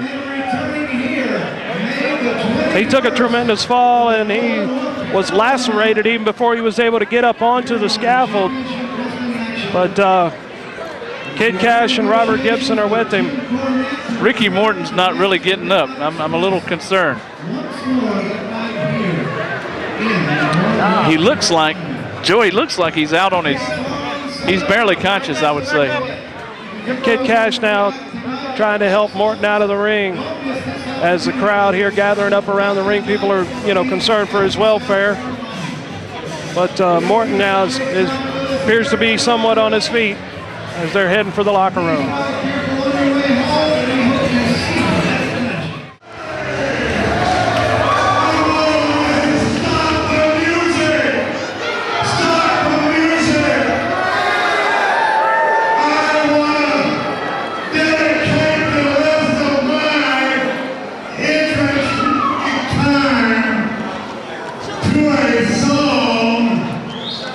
For Dusty Rhodes, and I want you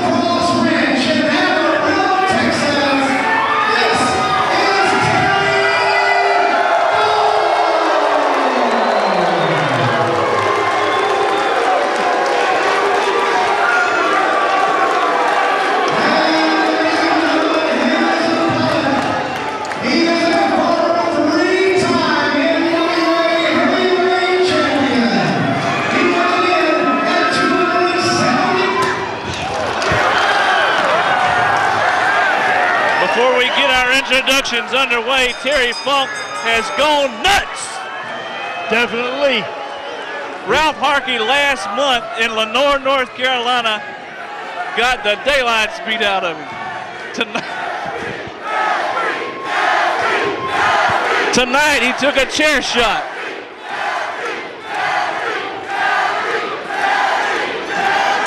And I often wonder why Ralph takes so long to get over here to do color commentary. He's taking so many shots from Terry Funk, he can't even remember where I'm sitting. I can believe it. How dare you come to Gaffney and disrespect me? Let me finish this for you. 290 pounds of screaming still in second appeal. 3 times for your organization. And the man is going to kick your ass to not get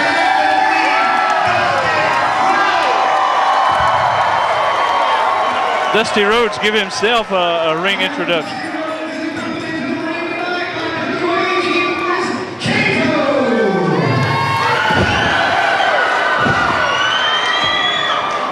All right, Dusty Rhodes unloading on Terry Funk. From WAGI is Cato with Dusty Rhodes. I don't think Dusty needs any backup. Right now he's robodoing Terry Funk in a bionic elbow. Sends him right out of the ring.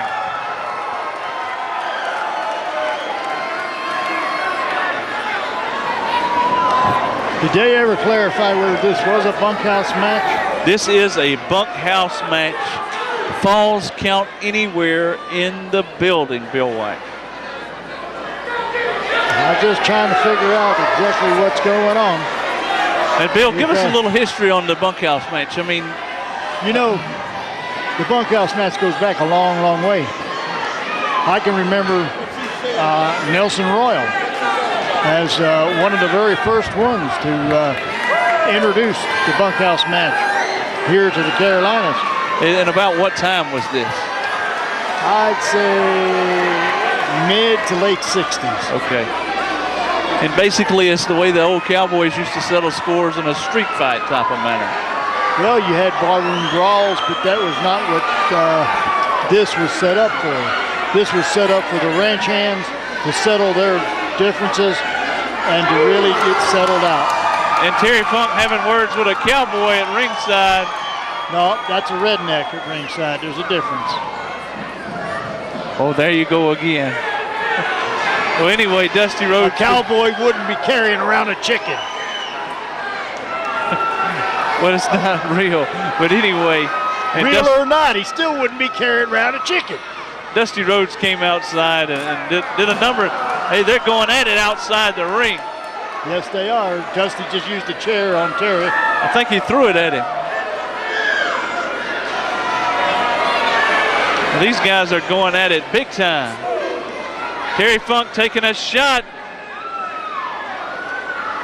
And again, he's knocked and he's winding right down almost to the half of the ring apron. Terry Funk takes another wicked shot. He's got a chair in his hand, draped over his head. He was about to use it. Terry Funk's wearing this chair like a dog collar. He's also split open. Lacerated. Dusty Rhodes with an elbow smash.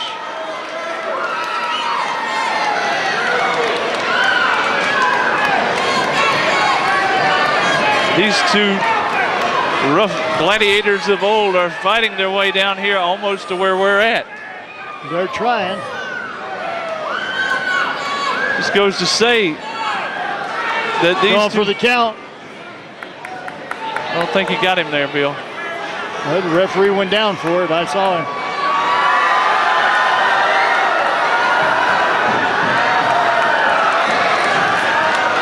Terry Funk up. And he's mooning us. That's something we don't need to see. Most definitely. He just got whopped so hard his trunks almost fell off.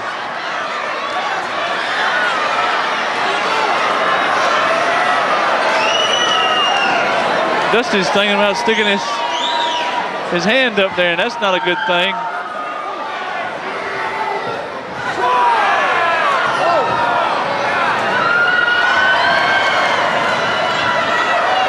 Oh, how obscene. Referee Jamie Tucker thinks he might have stuck it someplace good. Yeah. Where the sun doesn't shine. Yeah, he didn't want no part of that, and I can't think of anybody else who would. Terry Funk busted open. Low blow. Those elbows have taken their toll on Terry. But in a bunkhouse match, let's clarify. No, everything goes. No disqualification, exactly. So he could win this match with a low blow.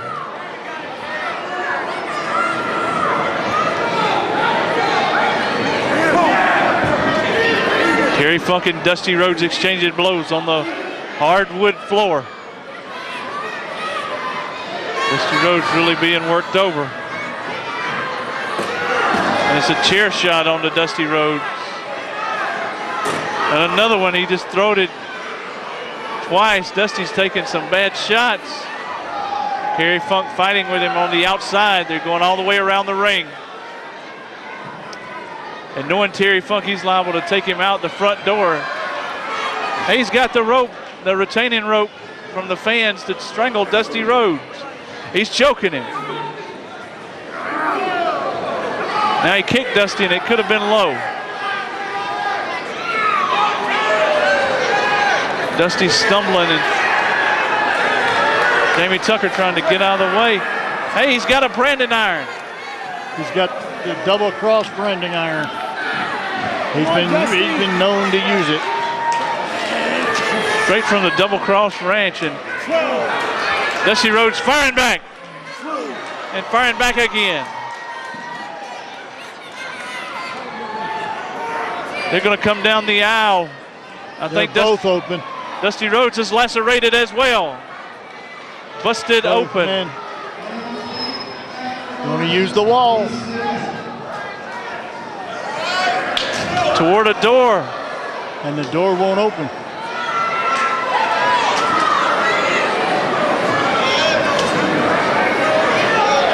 Terry Funk is knocking on that door with Dusty's head.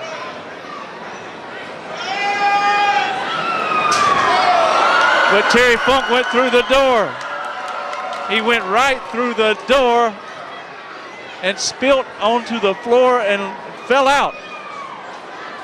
Dusty Rhodes rammed the door wide open, knocked him down. He's dragging him back by the head of the hair. This has been a knockdown, drag-out, classic brawl. It's a true bunkhouse match. Terry Funk in pursuit of Dusty Rhodes. They're going to go right back to the ring, or maybe they're headed that way.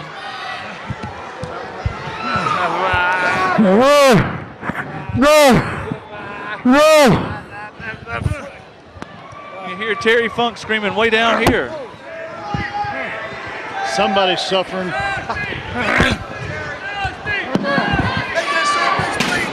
Exchanging blows outside the ring. Hey! Hey! Terry Funk's got a microphone. And he took a chair. Hey!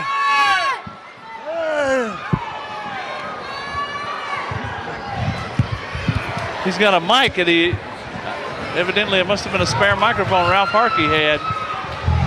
Somewhere. And the chair is wrapped around Terry Funk's head. He's stuck between the ropes.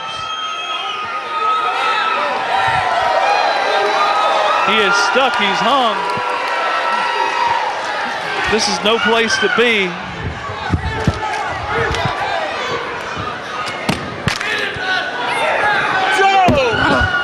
Dusty Rhodes found that microphone and he used it. Say it must have been an announcer's microphone down there at ringside. Terry Funk. Couple shots to the stomach. Shot to the head with a chair several times in a row. Dusty's being battered. And speaking of battered, he's battering up. And he hit himself with a chair. Schoolboy. Dusty Rhodes does it. Dusty Rhodes gets the win in the Battle of Legends. Dusty Rhodes the winner, fans. And I got a feeling this ain't over by a long shot.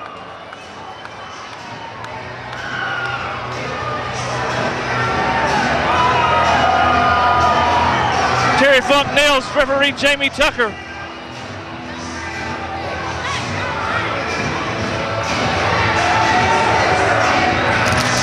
Terry Funk beating up referee Jamie Tucker. I got a feeling he'd beat up anybody to step in that ring right this minute.